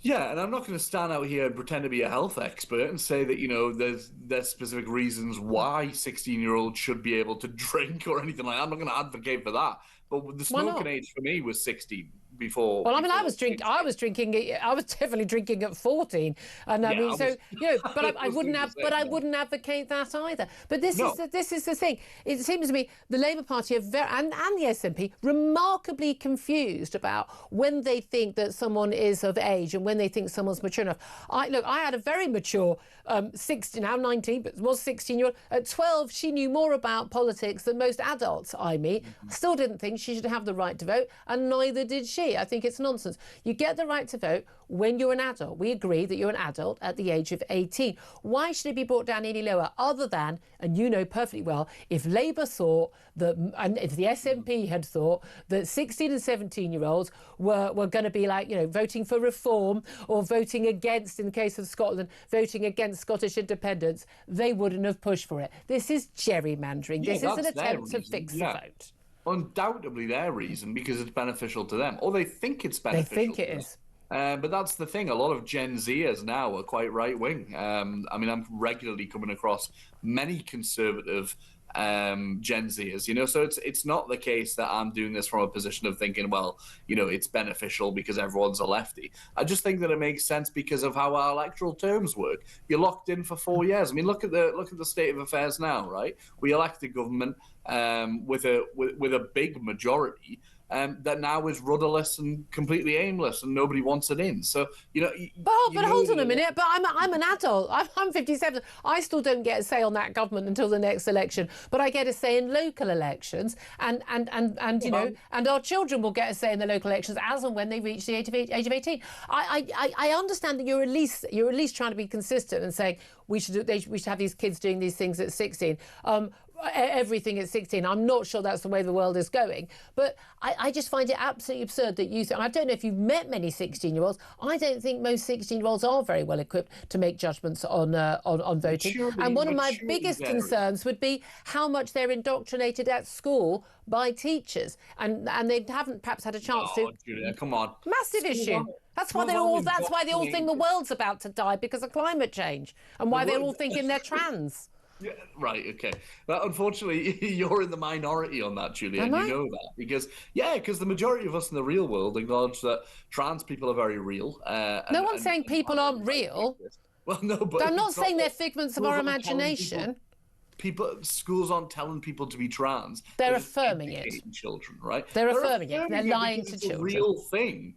It's a real it's not thing. it's not a real thing. Someone You've just thinking said that you acknowledge it's real. No, I said the people are real. I said the people are. No, I'm not. If someone stands before me and says I'm a trans woman or man, I don't think, oh, you're a figment of my imagination. They're as real as you or me, but they're not actually trans. No one is born in the wrong body, and no one can transition their sex. No, it's not an opinion. It is your opinion. It's a minority opinion. Who murdered all those people at that school, in that Canada school shooting yesterday? What are you on about, Julia? Who murdered?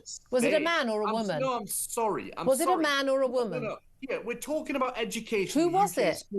No, stop it, Julia. Stop because what? What you're doing there is you're equating regular trans people. Regular trans people, right? You know what you're doing by doing that. No. You're stirring the pot. You're saying you believe that men can become women and women can become men. I don't think they can. You are doing something dangerous in doing that, Julia, and that's really you are advocating for linking those two things, which are totally unrelated. I'm sorry. No, there's a major story in the news that involves someone who is trans, apparently.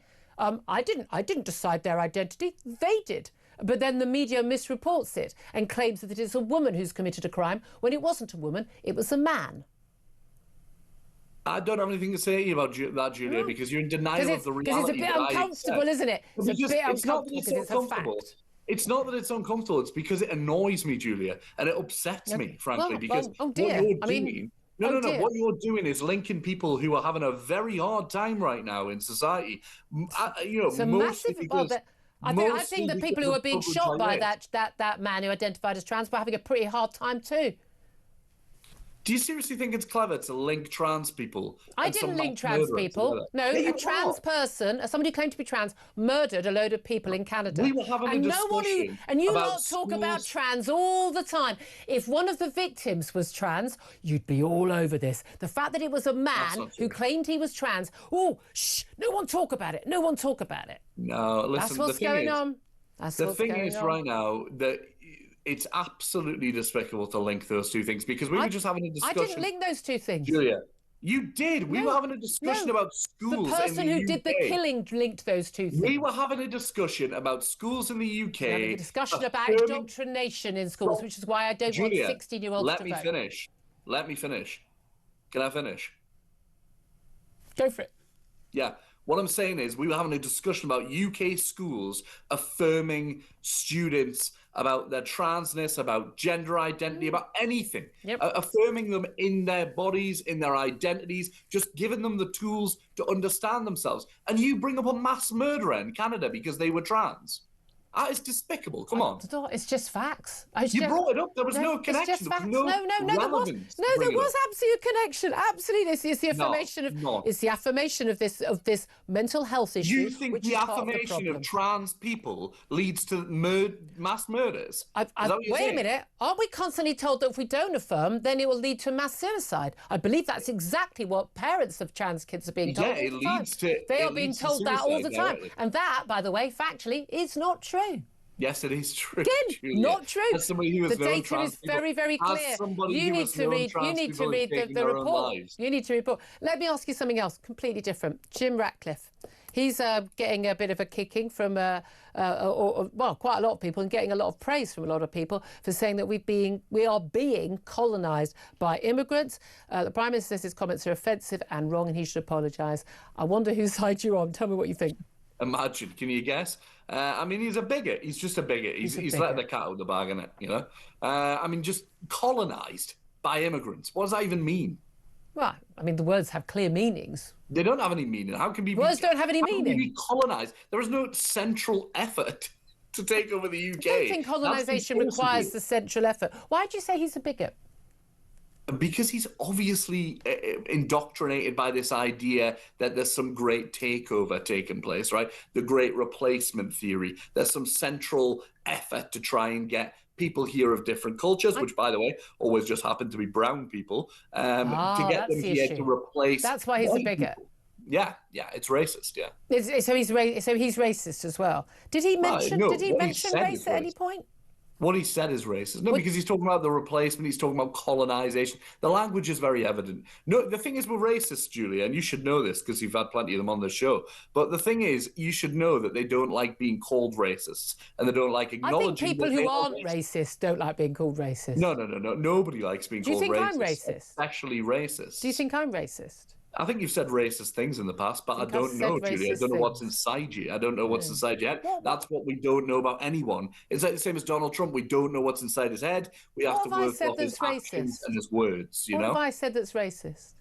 Come on, Julia. We're not going to have this discussion live on air. It's ridiculous. I haven't got everything you've ever said. No, I wouldn't expect you to, but you have a view you formed of me. I know 100% that I have never thought or said anything that is racist. Because I don't think you would have said it if you thought it was racist, would you? You know, but I think it comes from sometimes you would think it was racist. Ignorance. It comes from ignorance. So my ignorance. Yeah. Okay. Well, just like your ignorance around trans people and what you just said about them. My knowledge of biological fact. No, your kind of opinion about trans people. My opinion on facts. I think what we should do for you is sit you down with one of the many trans people that I know. I've met plenty of trans people. I've interviewed many trans people. Well, it just fascinates me that you can engage with people like that and understand them and meet them and speak to them, and yet still hold to biological fact. I'm still intrigued by why you think I'm a racist. Presumably you think I'm a bigot as well. If I... But this is mad. No, it's not mad. Because you think that Jim Ratcliffe has said something. You don't like what he said. Jim Ratcliffe said something racist. And you think, and therefore he said something racist. You don't know whether he is a racist. It's hard or not. What he said was, you think he is a bigot. He said something racist. Even though no one mentioned anything about anyone's race. Oh, clever that though, isn't it, Julia? That's why they don't. That's why they use words like colonising the UK. You know, what does that mean? What if we go back to colonising in colonial times? Race is intrinsically linked to it. Of course it is. It's not. No, you're just thinking of white European race colonisation. There's been colonisation by every single different culture, race and nationality.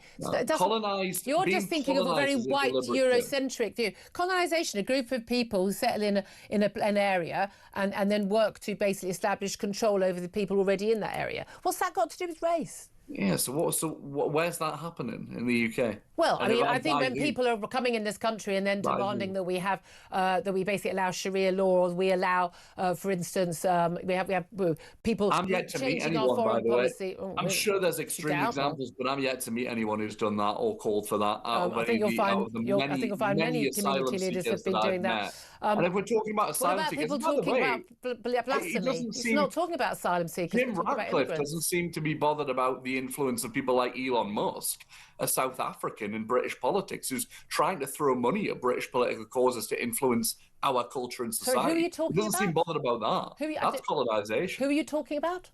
Elon Musk. Jim Ratcliffe doesn't seem bothered about that. I don't think he's moved to our country, has he? No, he's joining rallies. He's kind of influencing culture. He owns one of the biggest platforms for social media in the world, which he's influenced, constantly talking about Britain on it. Never stops talking about Britain. Yeah. So he's trying to influence things here, trying to change things here. Jim Ratcliffe's not bothered about that. So we don't know. Maybe he is. James, we've covered a lot of ground. So I'm going to leave you as a racist bigot that I am. James Mathewson, former Labour Party spokesman and commentator, not a member of the Labour Party. I have to stress that. He always wants me to stress that. Philip Ingram, I'll let you come in. James's logic is exceptionally dangerous. You're talking about bringing the smoking back to 16, access to alcohol back to 16. He emphasised the fact that these were school... They're smoking and drinking at 16. Well, yes, but that these were school students. But the dangerous thing is you then open the floodgates to everything, and that floodgates would include access to pornography and participation pornography. You know, this is very, very, very dangerous ground. We cannot start pretending that our children are adults. And, the kids. And access to child pornography is something that the Labour government has been hit with twice so far, and this is bringing this vote down to 16. If you bring everything else down to it, the logic gets to that game. Yeah.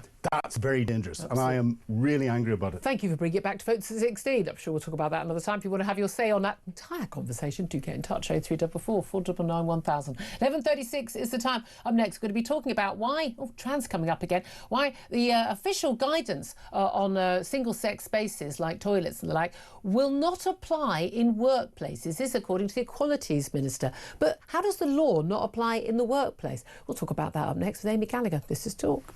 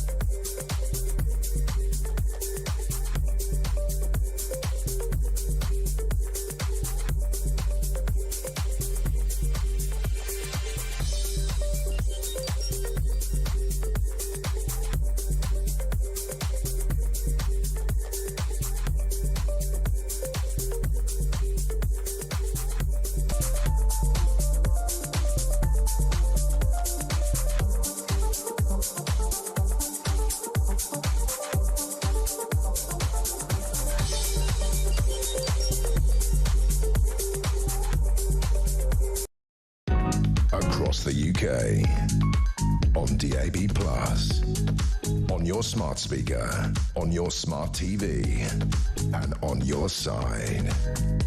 This is Talk. Well, it's certainly a lively show today, isn't it? 11:38 is the time. It's actually quite, you should actually have a guest actually calling me that. I usually wait till social media to be called a racist, but there we are.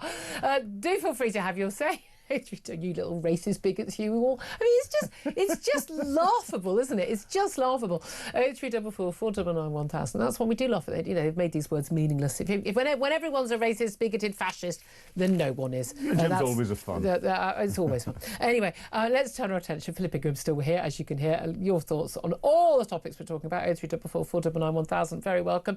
But let's get to my next guest now and talk about trans issues, because we've had that Supreme Court ruling back in April. We thought we made it really, really clear what the law was and what the law had always been in terms of single-sex spaces, whether it's prisons or toilets or changing rooms or whatever.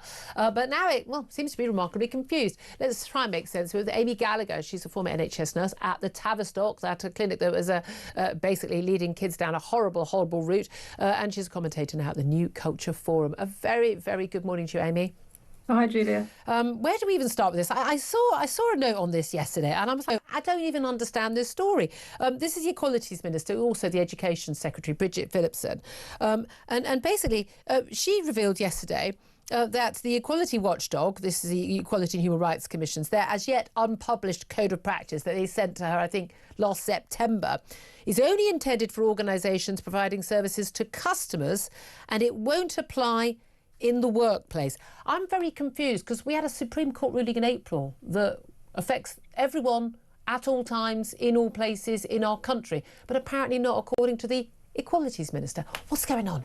Well, and just to add to that, the Supreme Court ruling didn't change anything. It only clarified what was written in the Equality Act. So even before the Supreme Court ruling, women should have been given their single-sex spaces. Yeah. So the idea that post the Supreme Court ruling that still isn't happening is amazing to me. This whole idea of guidance, I always saw it as being used as an excuse not to enforce the law. Yes. The law is more important than guidance. You can always have all the guidance you want and it can be all very helpful or unhelpful or whatever, but you have to follow the law. And Shouldn't guidance just be making the law a bit more simple? Although actually I thought the Supreme Court ruling was 8 pages, was remarkably straightforward. Well, you didn't have to be a lawyer to understand it. Well, men are men, women are women. Sex is defined in the Equality Act is your biology, what you were born, not a piece of paper you've got or what you think you are on a Wednesday afternoon. Yeah, this is the thing. How much guidance do you need around the fact that there are men and women, and if you say a space is for a woman, it is for a woman? You know, you can write that guidance on a post-it note, quite frankly. Yeah. It's not necessary. And what's happened is a lot of employers like the NHS have been using the fact that we're waiting for this guidance to be published as an excuse not to enforce the law. But obviously, as we've seen from Bridget Phillipson, she's saying, well, it isn't going to clarify workplace guidance anyway. So even when this is published, the NHS can still say, well, we're not sure what we're doing.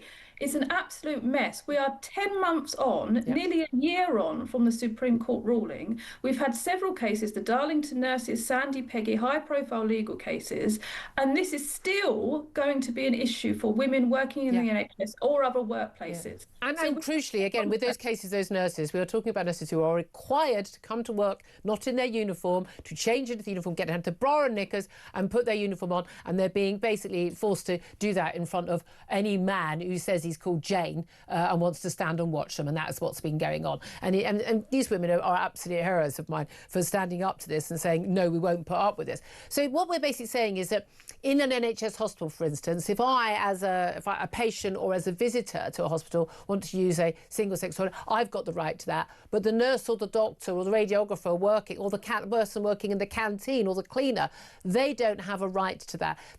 I'm sorry, that's a nonsense. She's clearly wrong, and this is clearly going to face another legal challenge, and we're going to go through all this again. It is a nonsense because nurses are protected by the Equality Act, which we now know when the word woman is used or sex is used, it means sex. And they're also protected by the health and safety at work regulations, which clearly state that single-sex spaces like toilets should be provided in workplaces. So the idea that you would ignore all of those laws because you're waiting for guidance is the complete wrong way round. It's the law that comes first, and the law is very clear. What it is that there are lots of NHS organisations up and down the country that just do not want to enforce this for fear of backlash within their hospitals, because transgender ideology has been pushed so hard in the NHS for the last 5-10 years that they are scared of the trans activists and that people will be upset by it. You say they're scared of trans activists. The trans activists are the people in charge. That most of the people involved at high levels in these organisations didn't get there unless they paid lip service to it. They either believe it or they'll kowtow to it. HR totally captured, absolutely, and all their rainbow lanyards and the like. We know this. I mean, this is part of the problem. That you can change the law, you can clarify all these things. You can have reports into the Tavistock Clinic and have it really clear about puberty blockers and the like. But at the end of the day, you've got schools, the NHS, universities, the government, the civil service are utterly captured by this Stonewall-led trans activist agenda, which is basically taking away women's rights and dignity in favour of men who claim they're women. That's what's happening. And what's even more amazing is that the Labour government are allowing this. The Labour government brought in the Equality Act. You will hear them talk nothing else about equality. Yet they are not they're not making sure that the NHS enforce the Equality Act. And they will also talk at length about misogyny and women's rights. But they will not protect NHS women, working class women. They will not allow them to be protected in the NHS. So they don't care about equality, actually, and they don't care about women. So it's complete hypocrisy. Yeah, it's quite fascinating. Actually, the Labour backbench, because actually a lot of the fight back against trans ideology came from women on the left who took a hell of a lot of a criticism and lost a lot of their friends and colleagues and allies for speaking out. They're the ones who took the brunt of it and sort of come over to the dark side of people who believe in freedom of speech and biological reality. Sorry, you're now on the same side as me. But it is fascinating to watch these women on the left at the Labour Party sort of battling over this issue, like the grooming gangs inquiry, over the Mandelson being appointed as the US ambassador despite his friendship with Epstein, which was known at the time. He was a paedophile, serial women's abuser, and a boys' club that apparently didn't really think that was much of an issue because he was good at his job. I mean, they are really finding themselves between a rock and a hard place, and frankly, they're going to have to choose a side. Yeah, exactly. And they can't be seen to be, talking about they need to bring in laws around or guidance around misogyny in schools, and they need to tackle toxic masculinity. I mean, all of that just rings absolutely hollow when, as you say, massive issues like Epstein, like the grooming gangs, and protecting working class women in their jobs at work, they go silent on. So yeah, exactly, because those middle-class women, funnily enough, they don't have to wear uniforms, do they? They don't, apart from their rainbow lanyard, of course, and their Palestinian badge. Let me ask you about events overseas, though. This absolutely horrific school shooting in Canada in a tiny little small town in Tumbler Ridge Secondary School. Yesterday evening, the Canadian police finally named the killer. It was identified by local people some 12 hours earlier as Jesse Van Rootselaar, an 18-year-old. They described the killer, as had been described all day yesterday, as a female. Then, under questioning, they finally admitted this was a person who had been born a biological male and had transitioned to female at some point over the last 6 years, from the age of 12 to the age of 18. Continued to use the pronouns she and her. BBC, Sky, and everyone, you could just feel the stress of the meetings they were having over what do we do, what do we do? We've said this was a female the whole day, and then agreed to basically say it was biological male who transitioned to female. They've not used the phrase trans woman once, which I think is interesting, because if it had been a victim who'd been trans, they would absolutely use that phrase. They've tied themselves up in knots, knickers in a twist. In no way is the pronouns of the killer remotely as important, even a scintilla of importance, as the horrific mass murder they've carried out. But it does matter whether the police and the media, both in Canada and in Britain, acknowledge the reality of who committed this crime, isn't it? And tell us why. It really does matter. I mean, I think the media coverage of this has been absolutely outrageous. Most of the headlines just say transgender. Now, that can mean anything. Yep. You don't know whether it's a man or a woman, whether it's someone that's gone through a transition, or they just say that they're trans. So it's a completely pointless word. And then when you read the articles, it says transgender female. So you sort of think, are they a female or are they trans? What are they? Yep.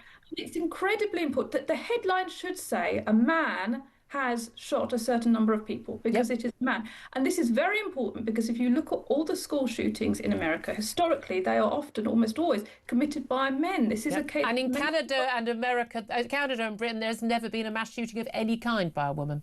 No, exactly. So it fits within a pattern. And if we are to take violence towards women and girls, or violence just generally, seriously, we need to look at that pattern. So it's unbelievably infuriating that in 2026 we are still battling for, basic words to be used in relation to a mass murder. Well, if the police can't give us basic facts like that, what else are they not giving us? Amy Gallagher, always good to talk to you. Voice of Reason at the New Culture Forum. Thank you very much indeed. 11:48 is the time. Take a quick break. We're going to talk about the latest battles going on for the royal family. We'll talk to the former head of Royal Protection, Di Davies. This is Talk.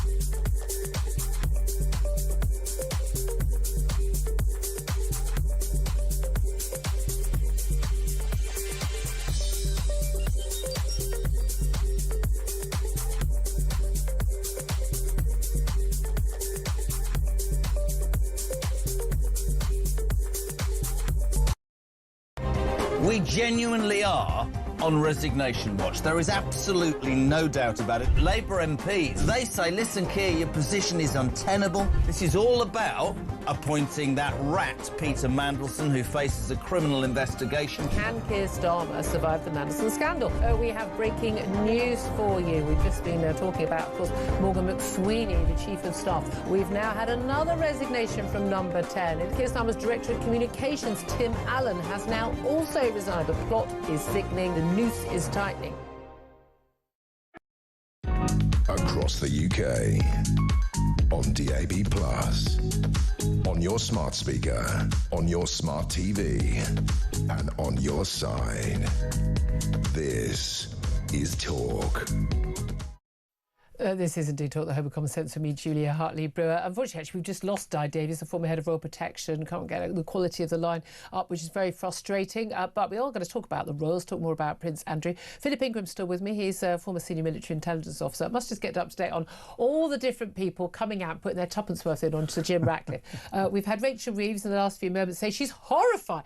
Horrified. Oh. I don't remember her saying she was horrified about like Mandelson's appointment. Oh, of course. A mate of a paedophile is appointed to the most senior roles in government, and I don't remember her saying using the word horrified, but she's horrified that a top British businessman has said that we're being colonised by immigrants.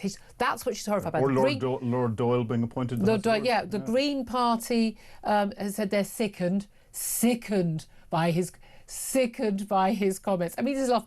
Andy Burnham, bearing in mind, of course, Sir Jim Ratcliffe is not just the boss of Ineos, he's also the co-owner of Manchester United Football Club. But the Mayor of Greater Manchester, Andy Burnham, has said these comments go against everything for which Manchester has traditionally stood, a place where people of all races, faiths and none have pulled together over centuries to build our city and our institutions, including Man United FC. Calling for curbs on levels of immigration is one thing. Portraying those who come here as a hostile invading force is quite another. It is inaccurate, insulting, inflammatory and should be withdrawn. Oh, it's all going off. Hostile invading forces. We've got more individuals who have come across in little boats invading across our beaches than we have in the whole of the British military. But that is a conversation about illegal migration, and I don't think that was what Jim Ratcliffe was talking about. I think he was talking about legal migration and government authorised, both Labour, then the Tories, and now Labour again, authorised mass, let's face it, pretty much uncontrolled immigration to our country from people who have no intention of contributing, being net contributors. Sorry, look, you know, my aunt was in a care home. I've met loads of care workers. They're wonderful, lovely people, but they're not economically net contributors to the country. I'm sorry. People working as cleaners in hospitals also are not economic contributors. They're doing very useful work. We should have plenty of Brits doing that work. We've got plenty of unemployed people who should be doing that work. We shouldn't have to import people in to do it. That's not the point.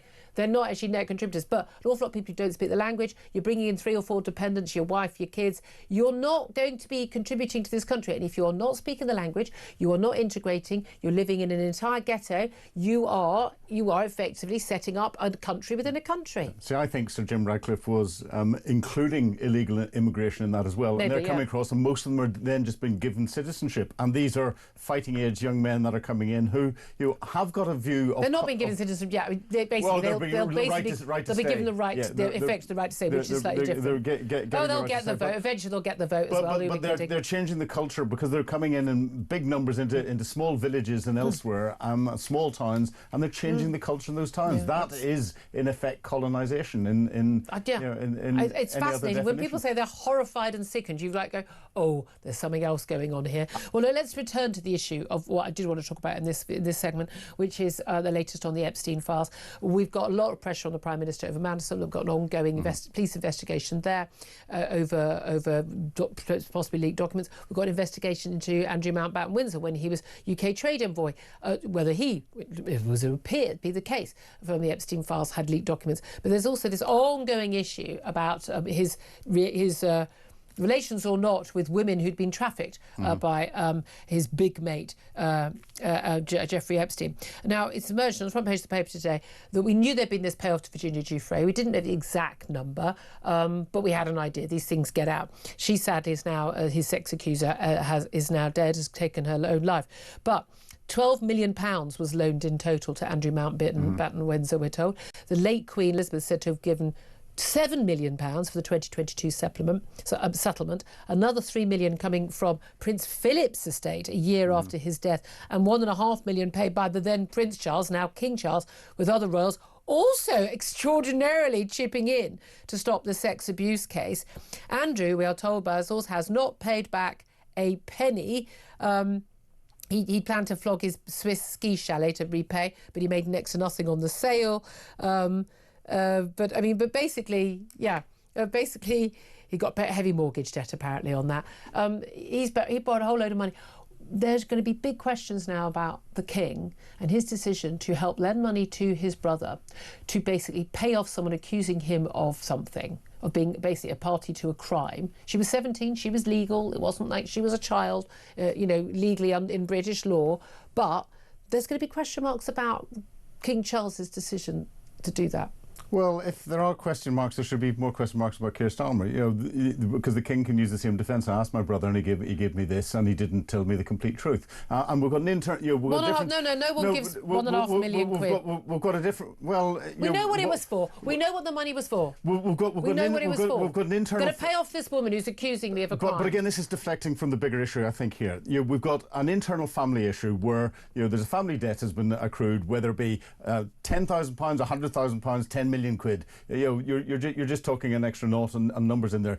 To poor people out there like all of us, the numbers are eye-watering. But the bigger issue here is Andrew Mountbatten Windsor leaking confidential financial information to Jeffrey Epstein so that he can make money out of it, and therefore the link in that and the potential criminality there is with her, and then the criminality of what Epstein was doing with underage girls and other girls. But I'm sorry, this isn't a private family matter, okay? Because, for instance, Ronaldo wanting to stay married to Lord Mandelson when he was mates with Epstein, that's between them. He is not a public figure. The King, the head of state of this country, at the time the man who we knew would be the head of state of this country, along with the then head of state, giving money to a man who'd been accused of a crime to basically prevent him from having to go and testify and give evidence. When they say their concern is with, and we've had statements from William and Kate, statements from the King and Queen saying their concerns are with the victims of Epstein. Well, one of those victims, is anyone seriously doubting that Virginia Giuffre was telling the truth? I don't think anyone is. I don't think that you pay...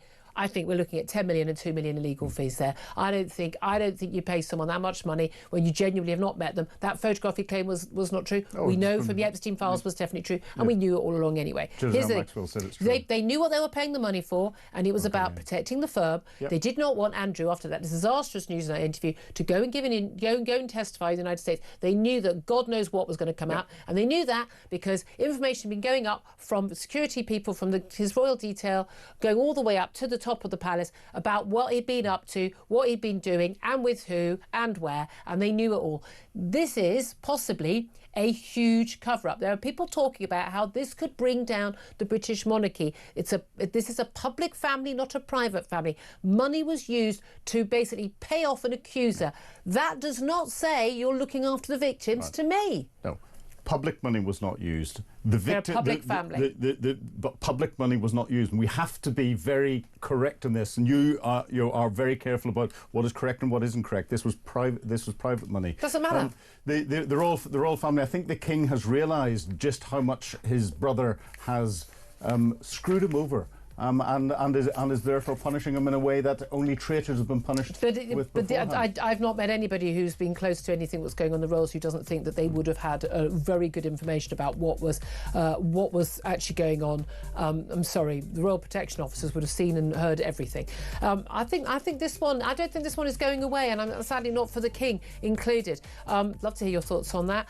Coming up in just a couple of moments, like I say, going to have Lord Glassman, Labour PM, founder of Blue Labour, in the studio. Find out what he thinks about what's been going on, particularly Jim Ratcliffe's comments about colonisation by immigrants of this country. Does he agree with him, or does he agree with the Prime Minister saying they're offensive and wrong? Well, we'll find out up next. Do stay tuned. Give us a call, 0344 499 1000. This is Talk, the home of common sense.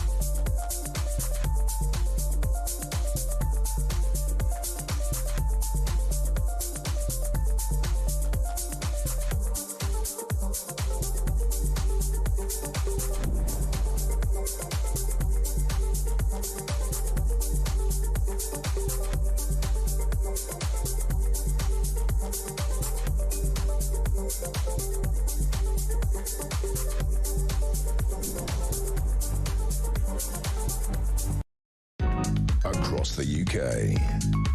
On DAB+, on your smart speaker, on your smart TV, and on your side. This is Talk.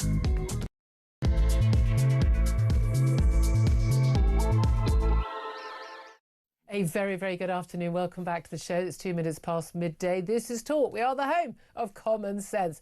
Not hearing much anywhere else at the moment, that's for darn sure. Whether you're listening on DAB+ radio or on your smart speaker, watching on YouTube or your connected device, it is absolutely fabulous to have your company. Lots more to talk about. If you want to give us a call, lots of calls already on the board. We're going to do our best to get as many as we can. 0344 499 1000 is the number to call. In particular, you're calling in about what Sir Jim Ratcliffe, the Man United boss and Ineos boss, has had to say about immigrants basically colonising our country. The Prime Minister has said that his comments are offensive and wrong. Rachel Reeves has said she's horrified. The Greens have said they're sickened. Andy Burnham, the Mayor of Manchester, has said he should withdraw those remarks. Jim Ratcliffe, in the last few moments, has released a statement following his interview with Sky News, saying that I'm sorry that my choice of language has offended some people in the UK and Europe.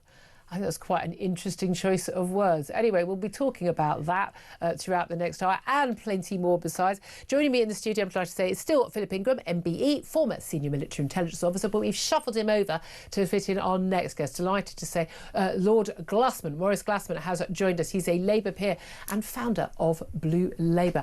A very good afternoon to you. Good afternoon. Lovely to see you. Look, lots to talk about, even before the Jim Ratcliffe comments came out. Let's play a little clip for those people who've been living under a rock for the last 14 hours or so, what the Man United boss, Sir Jim Ratcliffe, had to say in an interview on Sky News yesterday. You can't have an economy with 9 million people on benefits and huge levels of immigrants coming in. I mean, the UK is being colonised. It's costing too much money. It will cause... It'll cause... Well, yeah. The UK is being colonised by immigrants, really, isn't it? I mean, the population of the UK was 58 million in 2020. No, it's 70 million. That's 12 million people. Now, Lord Glassman, Sir Jim Ratcliffe, he got his figures wrong. It was 58 million in year 2000, the population, not in 2020. Back in 2000, that was the figure. But we've gone up by 3 million, not 12 million in the last few years, although that is more than 1,600 more people a day net coming to this country. So I think a lot of people might say only 3 million is a bit of a problem. Now, he said it's important to raise... He said, I'm sorry that my choice of language has offended some people in the UK and Europe. Interesting that it hasn't offended anyone else. It is important to raise the issues of controlled and well-managed immigration that supports economic growth. Do you agree with him? Or do you agree with the Prime Minister who says that his words were offensive and wrong and he should apologise? Well, you know, this concept of colonised means that we've been invaded, that we are ruled by foreigners. I mean, that's a bit nuts.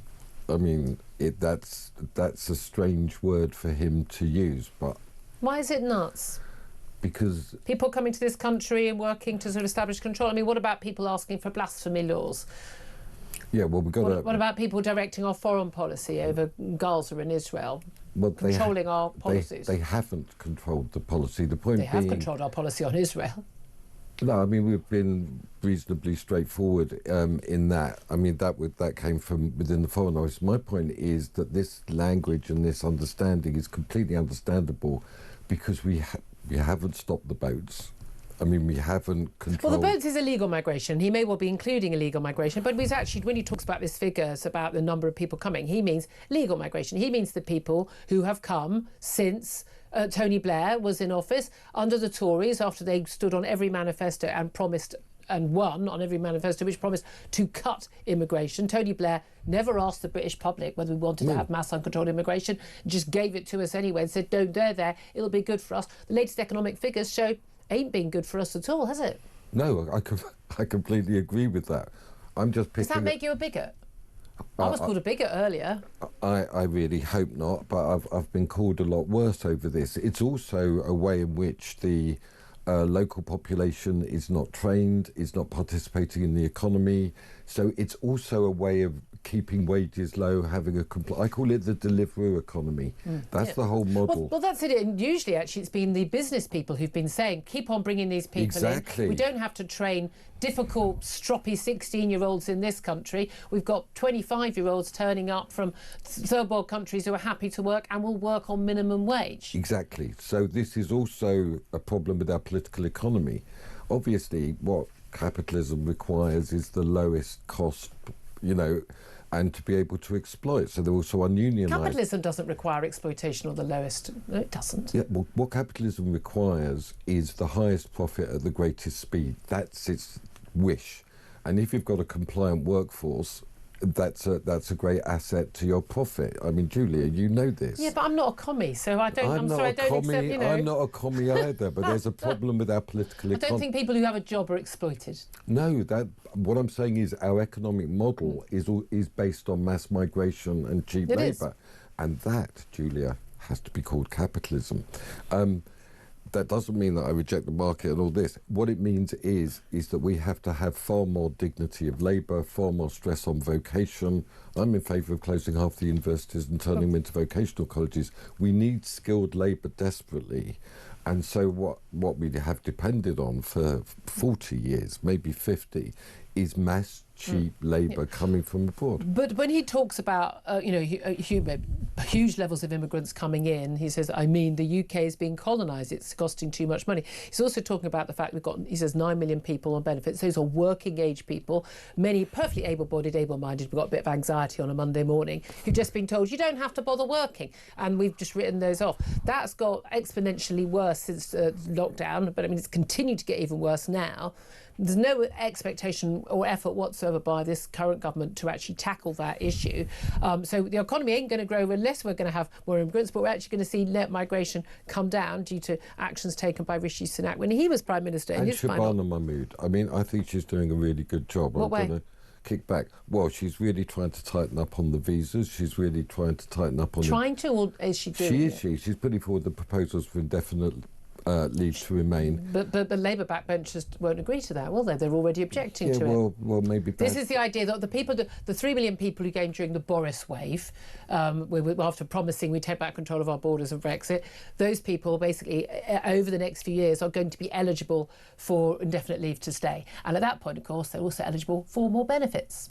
Yeah, so there's got to be... I mean, my view is there's got to be very serious reform of... Your Labour colleagues don't agree. Well, let's have the argument about it. I mean, this is... But you know what the argument will be? It will be we're either caring, nice people, or we're bigots and racists.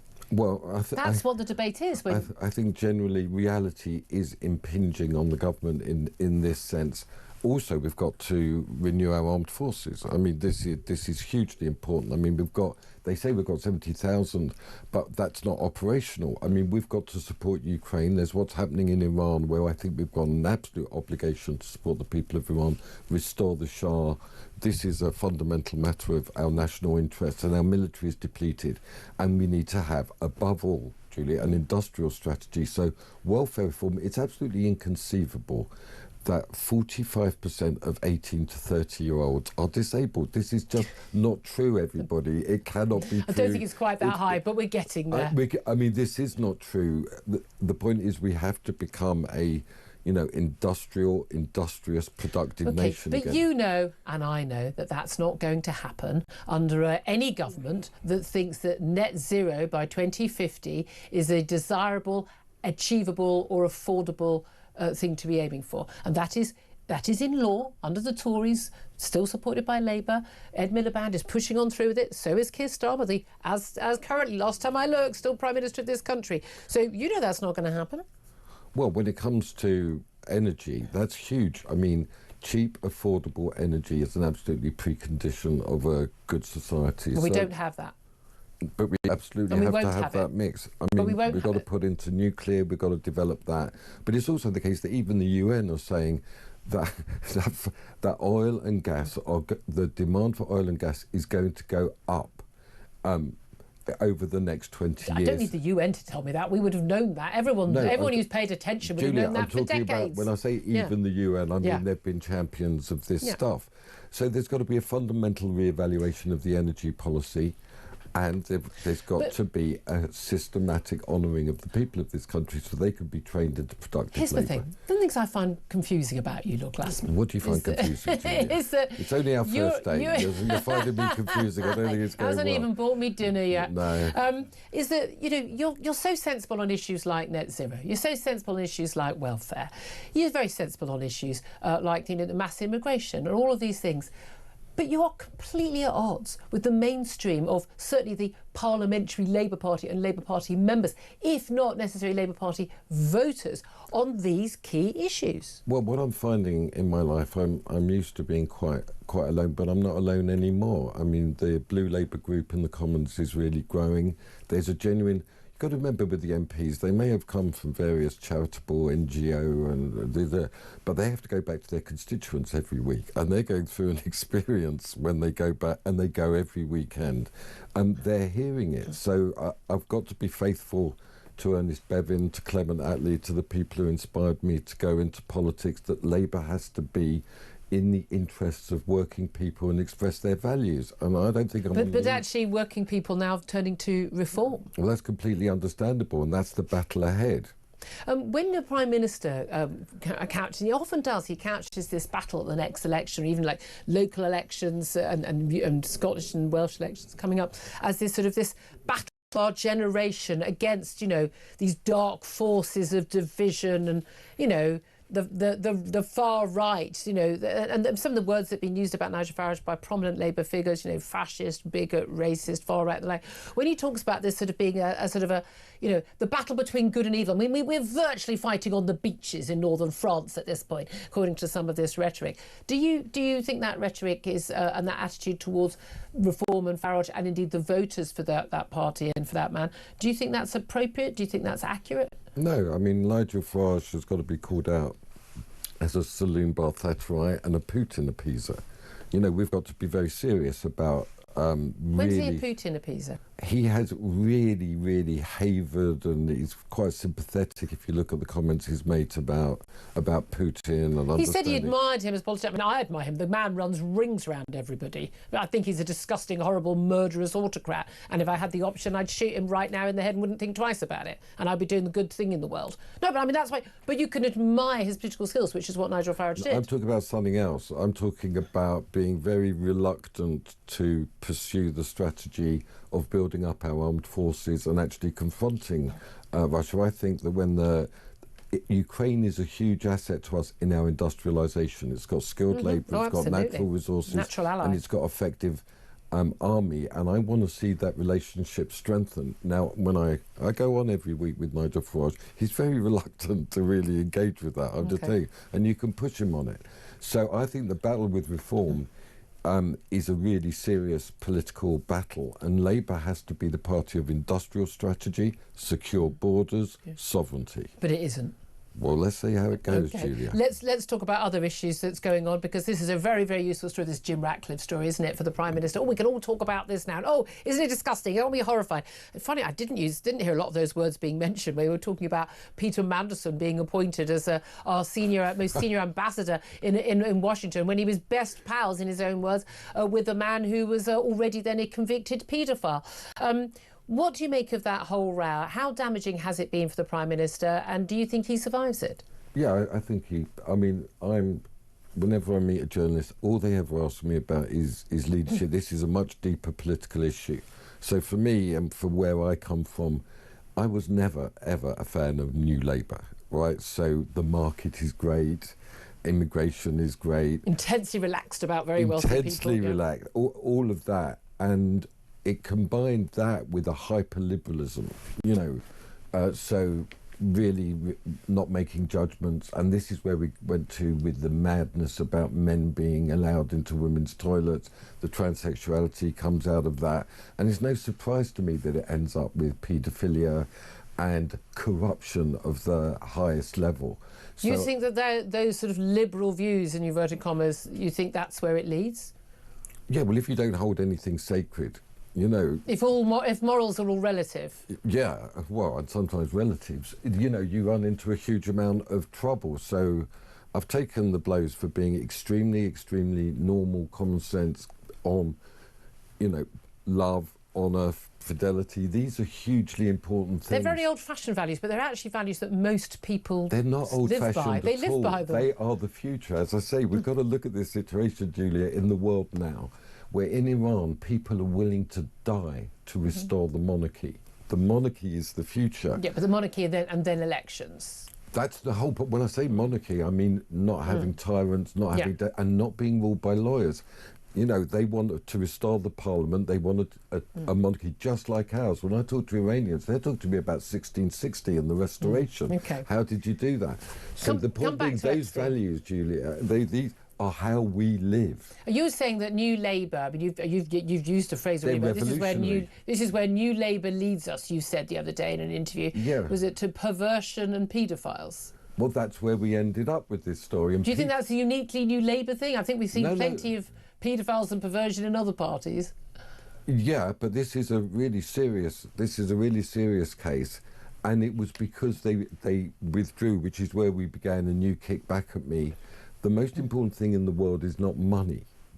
You know, there are things that are sacred that are not money. Our parliament, our democracy, our liberty. Well, this is why this bunch was so surprised when people voted for Brexit, because they thought the economic arguments was the thing that would clinch it. And I gave my life for Brexit. I mean, I went through all that because we need to be a sovereign nation. Our ancient constitution is beautiful. We need to restore the integrity of parliament. We need to get the Supreme Court back to the law lords and renew our constitution and politics, which has served us so well for all these centuries. You didn't want to talk about the leadership, but I did ask you a very straight question. Do you think that the Prime Minister survives this? Yes, I do. You do? I really do. To survive past the... Well, he survived. There's a by-election coming up. We've then got the local and we've got the Scottish and the Welsh elections. If, as the polls are suggesting, Labour badly loses all of those, please, for the love of God, don't mention a candidate in the by-election. I have to read them all out. Do you know, if that is the case, can he possibly survive, given that he's got the worst political poll ratings of any Prime Minister in modern history? We've got economy, what 0.1% growth in the final quarter of the year, for goodness sake. We've got, you know, chaos in the NHS, chaos in every other... I mean, come on. Do you think he survives? Yeah, I think he survives, and I don't think there's a plausible alternative candidate. Is that why? It's because there isn't a plausible alternative. Yeah, but there's no alternative vision here. If you actually look at what the Prime Minister says, it's often really sensible. I usually fall asleep halfway through. I usually fall asleep 3 seconds into his speeches. Maybe I have to tape them so I can watch them again. Maybe you can't get to make 5 seconds. Yeah, what I'm saying is that there's a kind of... He's got a recalcitrant morality in it, but he's got to operationalise. So, well, I don't even understand what any of those words mean. He doesn't believe in anything. The reason why he U-turns, the reason why no one knows what the Prime Minister is and what he thinks and what he wants to do, is because he doesn't know. He's a creation of whether it's Morgan McSweeney or who else. Well, I just want to say on radio, Morgan McSweeney made a huge mistake with the appointment of Mandelson, and he resigned, and that was honourable. But He resigned honourably many days after it emerged. That wasn't that honourable. Well, I actually think he's a decent man who understood. But it's not honourable to resign, because if you resign, oh my God, I didn't realise this guy was best friend. That information's been known for ages. He would have known perfectly well that Mandelson was still mates. We knew that information, and he pushed for his appointment. What is honourable about his resignation? Well, he recognised he made a mistake, and he resigned, and I respect him for that. That's what I'm saying is, I don't think. I mean, I was at DC for the inauguration. Trump. Yes, everyone was quite surprised of all the people who were invited.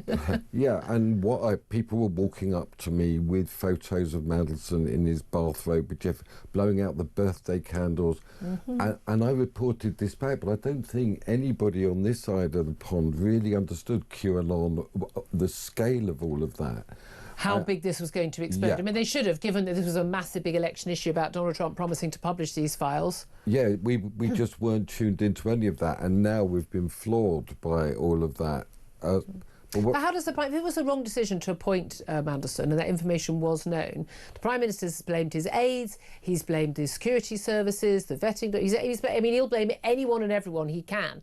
The Cabinet Secretary apparently is going to be ousted as a result of it. He only started Tim the Allen's job. gone. Tim Allen, the Tim director. Allen's gone. Apparently, this still blows my mind. There was a director of strategic communications, but that, by all accounts, is because I'm hearing that because he's written some quite rude things to Mandelson, which are going to come out about the Prime Minister. But that's what I was. But Tim Allen is your classic Blairite. Yeah, exactly. But here's the thing. It's like if the Prime Minister appoints all these people and he gets apparently bad advice, or he ignores the blatant evidence that was before his eyes, and he appoints someone, how is it right for them to go and not him? If he was doing the honourable thing, he would resign, wouldn't he? Well, there's got to be a kind of... the Prime Minister has an obligation to serve this country. He says he's got a mandate for 5 years. Yeah, and what he has to understand, and my message to him, talking to you, Julia, is apologies are absolutely insufficient for the scale of this sin. There has to be repentance. There's got to be real change. It doesn't appear that Labour women believe that there has been repentance. It does seem to be there's growing anger on the benches of Labour women about this. I don't think just the women. To be honest, there is a revulsion to this, and there's got to be genuine reckoning with this. So, when it comes to the enforcement of the Supreme Court ruling on trans entry, on gender, we've got to enforce that. And what I see is an insufficient will to make the changes, and that's what's got to change. Insufficient will. They completely disagree. Well, this is my thing. This all ties in together. If you admit that Supreme Court ruling admits that, men are men and women are women, they can't change sex, and women need single-sex spaces for a specific reason, not because there's a piece of paper saying that they're what they are, but because they actually are what they are, and men are what they are. Yes. If this all ties in with the Ratcliffe thing as well, they can't admit that anything that Jim Ratcliffe said in terms of immigration and the huge numbers and the impact on our culture, which I think was what he was implying a lot, and the impact on our workforce. They can't accept a single word of it, because you take one brick out of that woke progressive edifice, their world view about who are the oppressors, who are the oppressed, who are the bad people, who are the good people, who are the vulnerable, you take one brick out, the whole thing collapses. They're playing Jenga right now. You take that out. But wouldn't that be great if the whole thing collapses? But that's why they won't. That's why you then say that someone who says something like Jim Ratcliffe does is disgusting, that you're horrified, that you're sickened, and all of that nonsense. Look, I still believe that our nation is a really genuinely great nation, that it's not animated by hate at all. Absolutely. That it's really a fantastically flexible and tolerant people who don't want violence and they don't want conflict. What they want... Whose patience has been tested. To the limit. And now it's the time to recognise that and to actually acknowledge the greatness of our nation, and particularly our working class, which is... And you think women... You think Keir Starmer can do that? Well, let's have a look. If you're listening, you missed the shrug. You seriously think he's going to survive past May? I do. I don't... Look, there's moments in politics, right? Last Monday was a moment for someone to move, right? It just was... And they were frit. What Machiavelli called the golden hour. There's a moment to strike. Okay. And I sat there and nothing happened.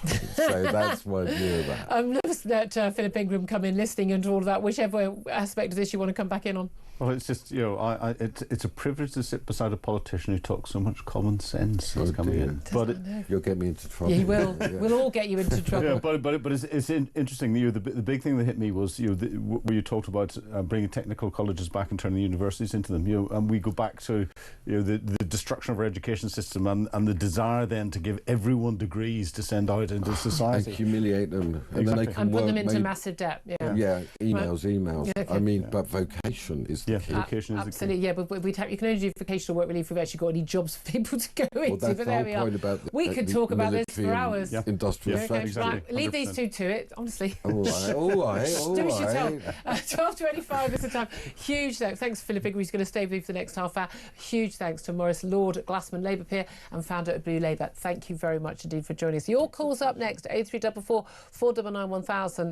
Your reaction to what Ratcliffe has said, what Lord Glassman has said, and the pearl clutching that's going on from Labour today about it all. This is Talk.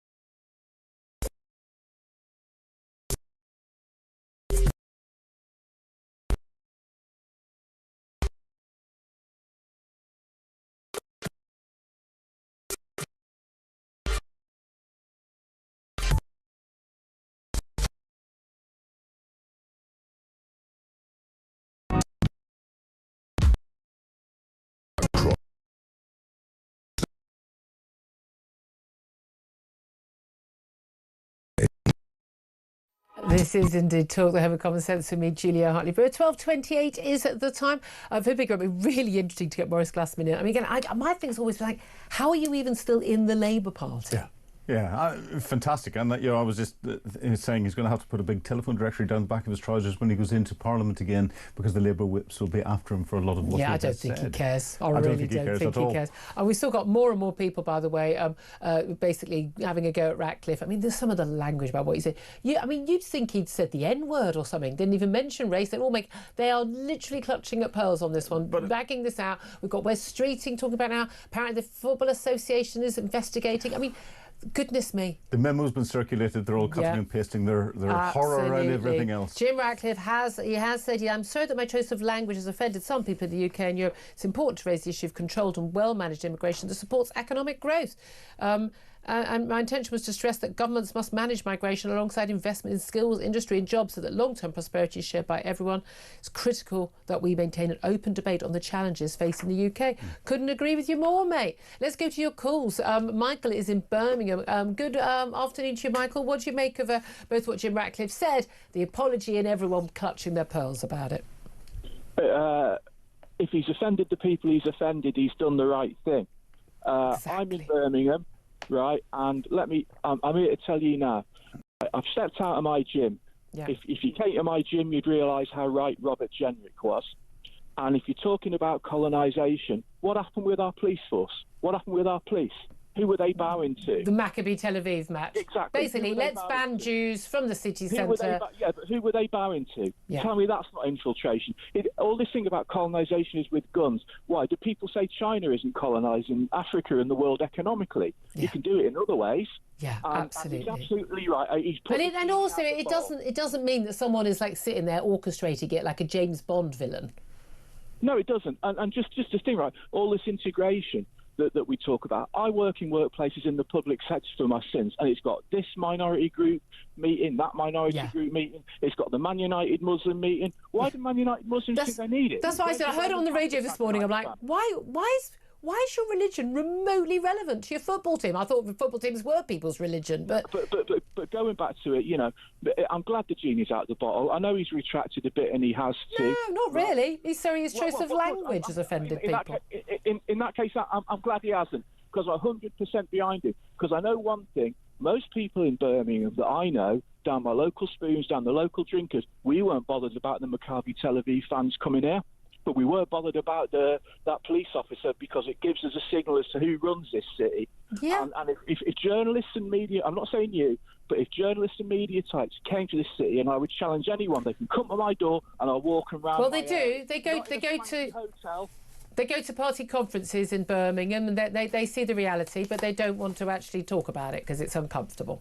Let them come to Yardley, which is Jess Phillips' constituency. Then tell me Jim Ratcliffe's wrong. Yeah, well, indeed, by the way, Jess Phillips called out the men who were threatening her and intimidating her. And again, all from one particular immigrant group. Don't say it out loud, though, because that, I just want you to know, Michael, that you are a bigot and a racist for saying what you said, just so you know. Is that I believe that's how this works now. If that makes me so, couldn't care less. That's where the British people are now. You can't just keep throwing these words out when they don't have any meaning. Simon is in Basingstoke. Simon, what do you want to say? Well, Julia, I agree with Jim Ratcliffe, but I think it's far worse than people realise. Yeah. We're importing probably closer to 1 million people a year, because the current government figures are based on surveys. They're not counting people in and out. Yeah. And we have 9.1 million people who are not in education, training or employment. Yeah, of working age, yeah. Yeah. Add to that the figures for actual unemployment, so people actually claiming benefit. The number of people as a percentage of our population who are not working is higher than it was in 1931. Yeah. That was the height of the Great Depression. Yeah. Each migrant we import is costing us between £13.6 and £17,000 a year, which is far more than they contribute in taxes. Yeah. So the day that the overseas lenders stop funding our bond market, this ends right quick. Yep. And what we're going to see is a catastrophe. And one other thing, Julia. Yep. these figures are even worse in France and Germany. Absolutely, and that's why their economies are also doing so badly as well. Simon, again, we're just talking about some facts. What I love is the amount of people going, no, it's not 12 million. You got his figures wrong. It's not 12 million since 2020. It's only 3 million. 1,643 more people arriving and staying every single day, but only. I'm sorry, I think they are completely misreading where the British public are on this. Thank you very much indeed for that call, Simon. I know Philippine is just desperate to get in. Well, just a quick one. Sir Jim Ratcliffe was using his language to portray sentiment and an understanding from there. He's not a politician, and therefore he wasn't using language from an exact. It was an economic conversation. It was a conversation where he was trying to give a feeling across rather than make a political statement. Our politicians are criticising him as if he was a politician. But again, they're going for the word because it makes people feel uncomfortable. Yes. Colonisation's bad because white people did it. I mean, so did everyone of every empire. Get over Keir yourself. Starmer's a liar. He can't defend that. Yeah, exactly. Oh, that escalated. 12:30. Your little face. 12:34 is the time. We're going to take a quick break. We're going to talk about what on earth is going on in Ukraine. We had talk about having a referendum, on having general elections while there's still a war on. We are approaching the anniversary, of course, of the invasion on the 24th of February by Russia. What is going on and what sort of deal can be done? It goes off the front pages a lot, Ukraine, but of course we've had another £500 million worth of defence aid being promised in the last 24 hours by just Britain alone. We'll find out what's going on with a former senior advisor to President Zelensky up next. This is Talk.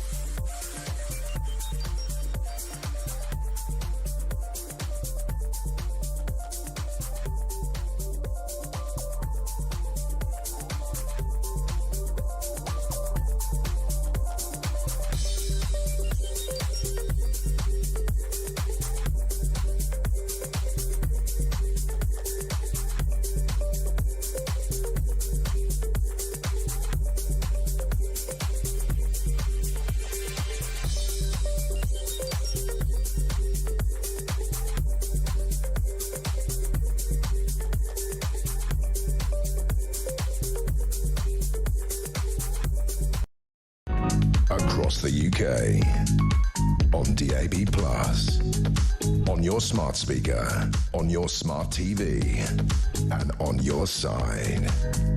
This is Talk. Good afternoon, welcome back to the show. 12:36 is the time. Let's turn our attention overseas right now and let's talk about what is happening with Ukraine. President Zelensky's put out a number of comments in the last couple of days about whether or not there will be elections or referendums on the future of his country. What is going on? Let's talk to Igor Novikov, who's a former advisor to President Zelensky. Good afternoon to you. Hello there. Hello there. Hello. Thanks for joining us. So, first of all, there was this statement. It was reported in various outlets, I think initially in the Financial Times, that there was going to be a referendum to be held extraordinarily on the day of the anniversary of the invasion by Russia on the 24th of February this month, and even an election on that day. The president has now rowed back on this. But was that ever a serious option, A, during wartime, and B, with so many people abroad still as fleeing from the war? Well, no, I don't think the specific facts mentioned in the Financial Times were in fact real. I think somebody was testing public opinion there. But in terms of what's really going to happen, Ukraine is long overdue an election, so we will have we'll have elections eventually. But it's a question of security first, and that will not change because basically the security issue determines who gets to pick our new government and new president, whether it's Russia's Vladimir Putin or the Ukrainian people. One of the things that Vladimir Putin's argued, and his apologists in the West have constantly said, well, this man's not elected, he's not democratic, he would lose the election. But of course, we didn't have, when we were fighting wars, the Second World War, we didn't have general elections either. This is completely the norm in countries when they're certainly facing invasion. But also the polling suggests that actually Zelensky, if he did stand an election, would win it. I think he stands a healthy chance of winning it. Yes, at least I'm not seeing at the moment any serious contenders for the president's post. And I wouldn't want to be the president of Ukraine, especially after the ceasefire. Trust me. Well, indeed. And we remember what happened in your general election after the Second World War. Yeah, Winston Churchill was straight out. I mean, that's the thing, isn't it? But this is it. It'd all have to be predicated on it being safe and secure enough to hold an election and not to be focused entirely on the war effort. Doesn't look like that is coming. We're constantly told there are more talks here, more talks there, and Donald Trump, bearing in mind he said he was going to end the war within 24 hours after taking office in January last year. That didn't happen either, obviously. Is there any hope we are moving anywhere, given that, as far as we can tell, Putin has not budged 1 centimetre on the land that he will insist that he gets to have and the terms he gets to have, land he hasn't even conquered it with his own military forces before there can be anything close to a proper ceasefire? Well, first and foremost, his wish list is actually growing. So he preys on weakness, and he senses that weakness from the West and certain politicians in Ukraine. So he actually kind of adds things to his wish list. Now, whether this war can be ended, I think it can, but only from the position of strength. Now, as far as President Trump's statement about ending this war in 24 hours, I mean, you have to read between the lines with what the politicians say, because Biden said he's with us for as long as it takes. Where's Biden? Yeah, fair point. But this is the thing. I mean, the deal was all. I mean, the idea was that why on earth would Ukraine have to give up territory? Certainly not territory that had even been conquered. But if there was this possibility of Trump stopping selling weapons, stopping giving any support, then Zelensky could be forced back to the wall to agree to a ceasefire and give up some territory that had already been taken. But there would have to be a constitutional referendum, because he can't de facto or de jure actually give up territory to another country under the constitution. Would the Ukrainian people, after so many lives lost, so many people injured, so much damage to the country, after fighting so hard, I mean, the hearts of lions, would they be willing to say, well, OK, fine, we'll give up and we'll hand over the Donbass to Vladimir Putin and his invading forces? Well, I, first and foremost, don't speak for the Ukrainian people, so I only have my own opinion there. I wouldn't at this point, but at the right time, people talk about this as war and peace. I don't see it that way. I think one great woman once said that if somebody wants to kill you, that leaves too little room for compromise.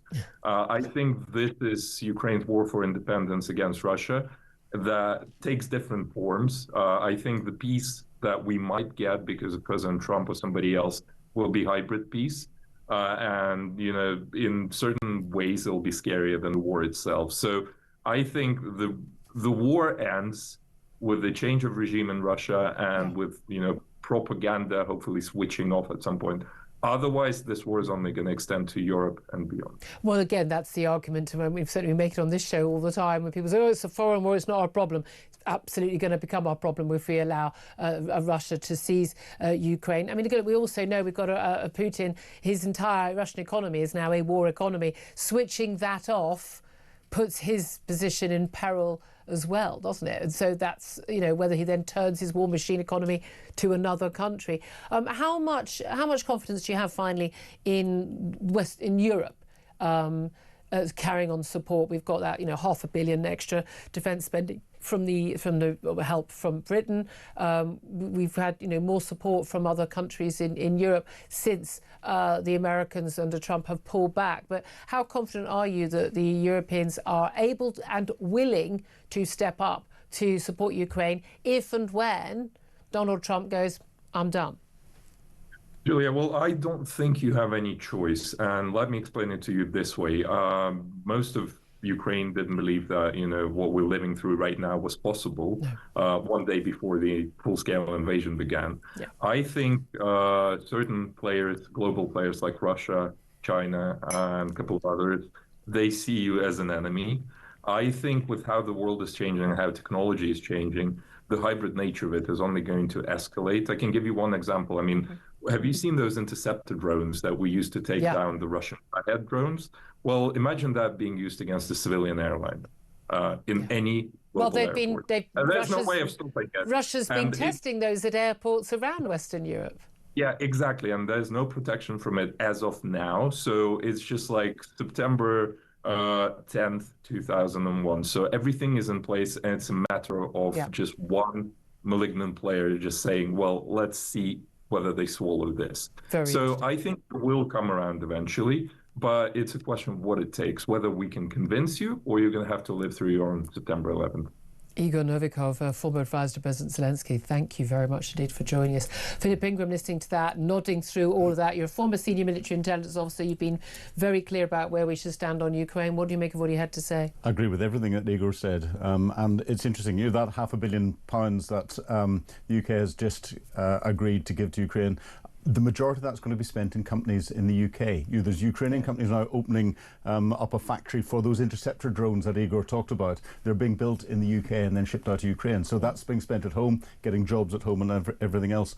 Will the Americans pull out? Donald Trump's the art of the deal. Yeah. The EU have spent in 2025 $4.39 billion buying US weapons to give to Ukraine. Donald Trump isn't going to stop selling that. So it all comes down to Russia collapsing, and the Ukrainians are attacking the Russian economy. Nothing's going to change on the front line. That's virtually stalemate. The Russian economy is in dire straits. But this is the thing, Putin can't walk away from it because, well, you've got a war. The entire economy is now a wartime economy. You walk away from that. So even if there was peace in Ukraine, he needs to carry on warfare to maintain his position. But where does he go next? Latvia? Well, and this is where the rest NATO of allies, the rest of Europe and other parts of the world are at risk, because Putin, even if the war stopped, will come back for another salami slice. But the Russian people are going to have an increasing say, because in this past week it's been acknowledged that cucumbers have gone up 425%. But that's an exemplar of what the cost of living, the impacts on the cost of living. Well, we saw fertiliser and our energy costs going up. Fascinating. Again, there's a Munich defence conference going on starting tomorrow. We've got defence ministers meeting in Brussels today. Again, the last time everyone kind of met up, the G7, everything was all about Greenland for a bit, and Ukraine got a bit forgotten. A lot of focus has been on Iran. Of course, we had a lot of focus on Israel and what was going on in Gaza as well. Ukraine kind of gets a little bit forgotten along the way, but of course that is the war that is closest to us and the one that has the biggest effect on us. Very much so. 12:45 is the time. We're going to take a quick break. So much more to come. Ian Collins coming up after 1 o'clock, of course. We're going to be talking about something much closer to home, actually. We're going to be talking about the holiday tax. Which could actually put an extra £100 on a family's holiday. Does that mean that people won't be going for their staycations, or what we just used to call vacations, in Britain anymore? We'll be talking to the Chief Executive of Haven about that up next. This is Talk.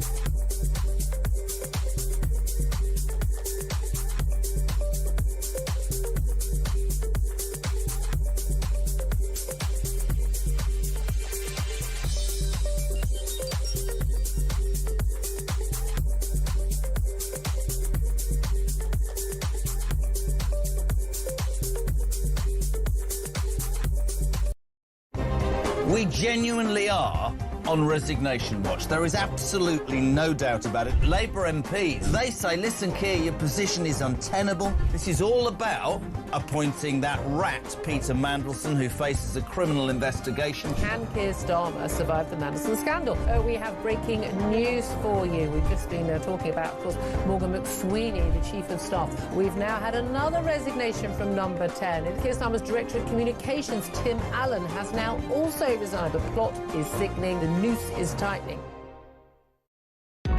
Across the UK, on DAB+, on your smart speaker, on your smart TV, and on your side.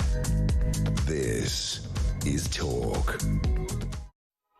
Good afternoon. Welcome back to the show. 12:48 is the time. Going to be talking in a couple of moments about plans for a tax on people taking holidays in England should be scrapped. Who's saying this? Well, 200 hospitality and leisure bosses have said that it could add about 100 quid in total to a week break for a family, and that'll put people off having holidays at home. They might want to go and spend their money abroad, which would be terrible news for our economy. Well, we'll talk about that in a couple of moments. First up, though, let's get to more of your calls. So many calls on the board.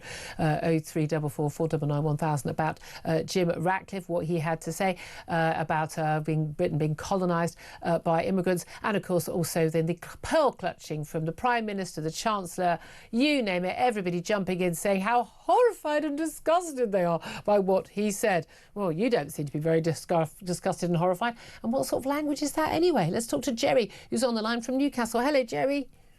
Hi, Julia. It's great to talk to you. Look, I'm really disappointed with Jim Ratcliffe. He never needed to apologise.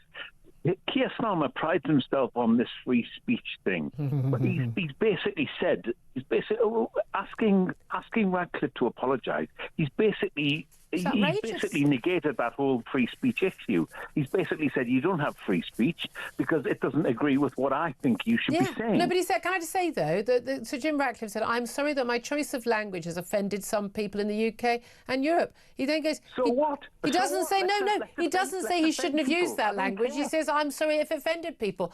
I don't think that's so bad. But he's saying that he's not withdrawing his comments.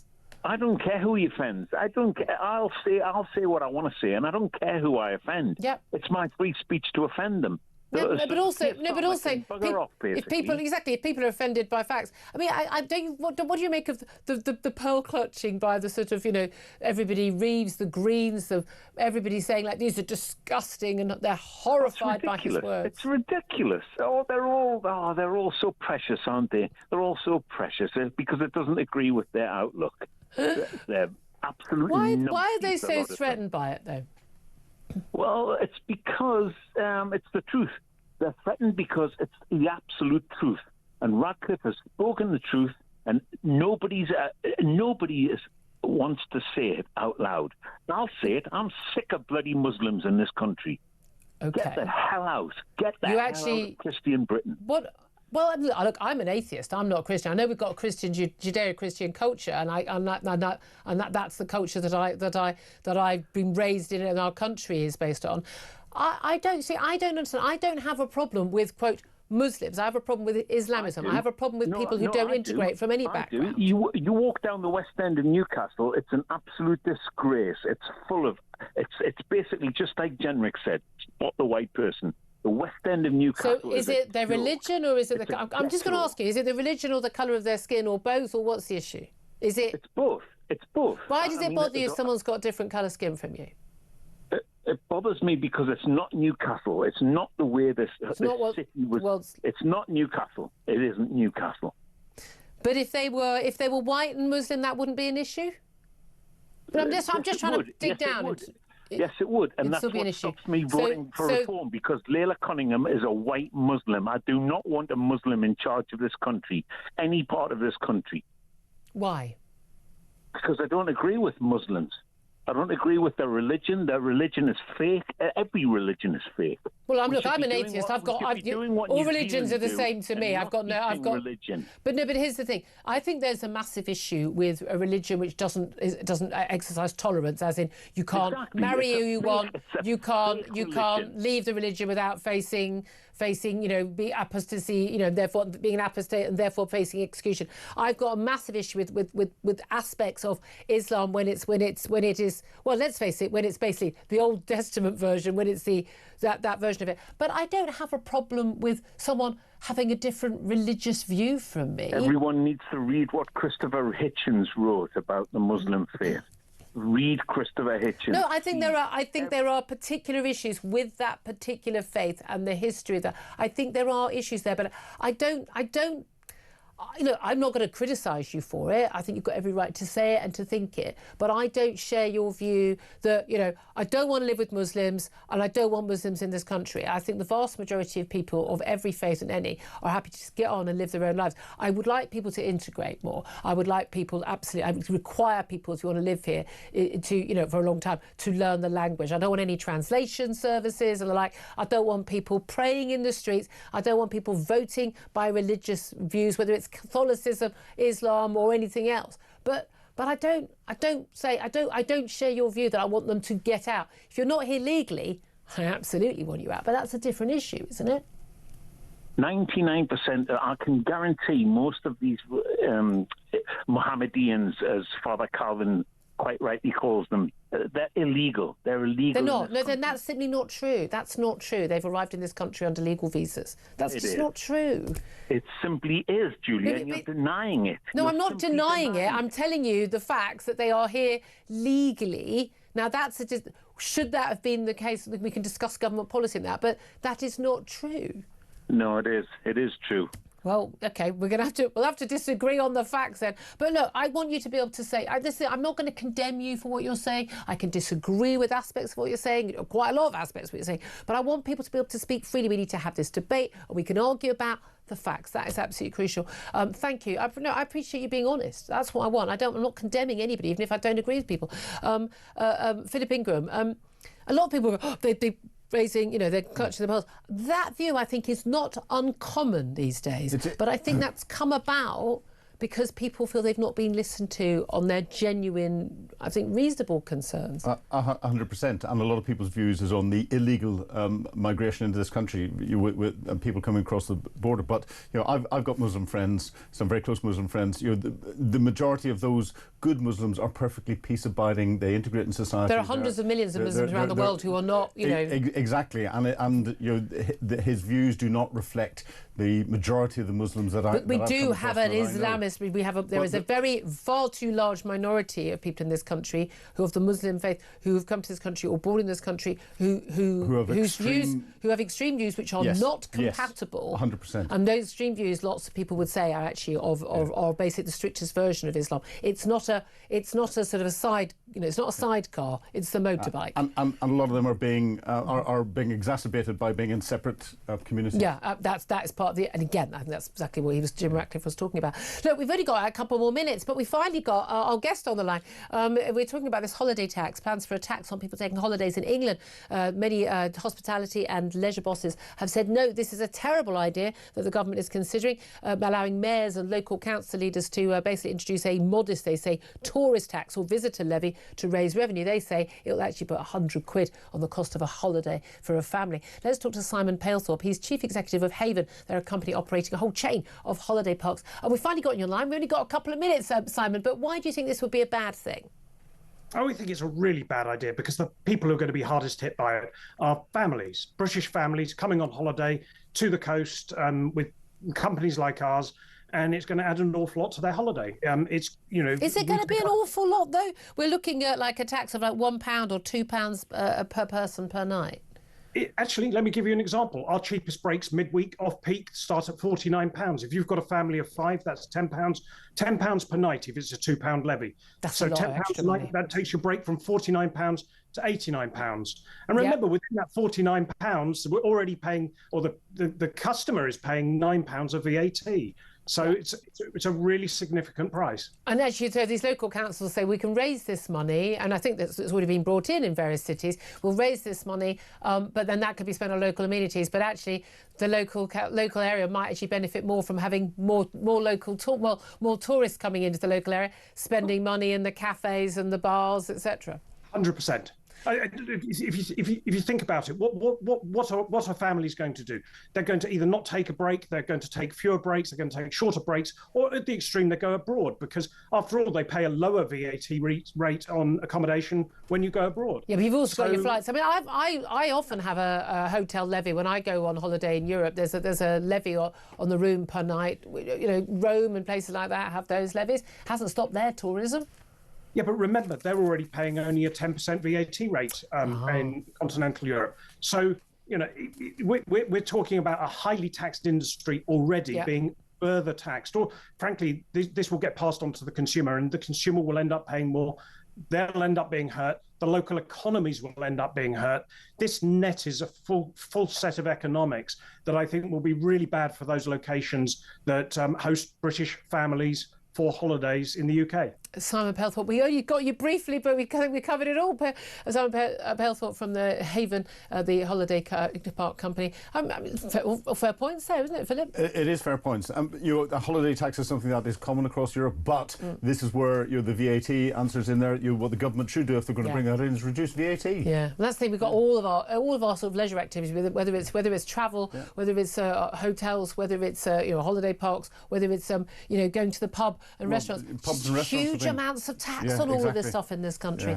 And one person who definitely knows all about this, I can see you at a caravan in a holiday park, Mr. Ian Collins. Well, when I'm there on the old Club 18 to 30 holidays. Do you know what? I've seen those ones. You know those ones they've got about... those Butlins things, they've got holiday weekends, like 80s weekends, kids. Yeah. All of that. I want to do an office outing. Bit of Kershaw, bit of Lamar. Oh my God, that would be so much fun. Yeah, don't you nothing think? wrong with that. I mean, we probably all end up being arrested, but no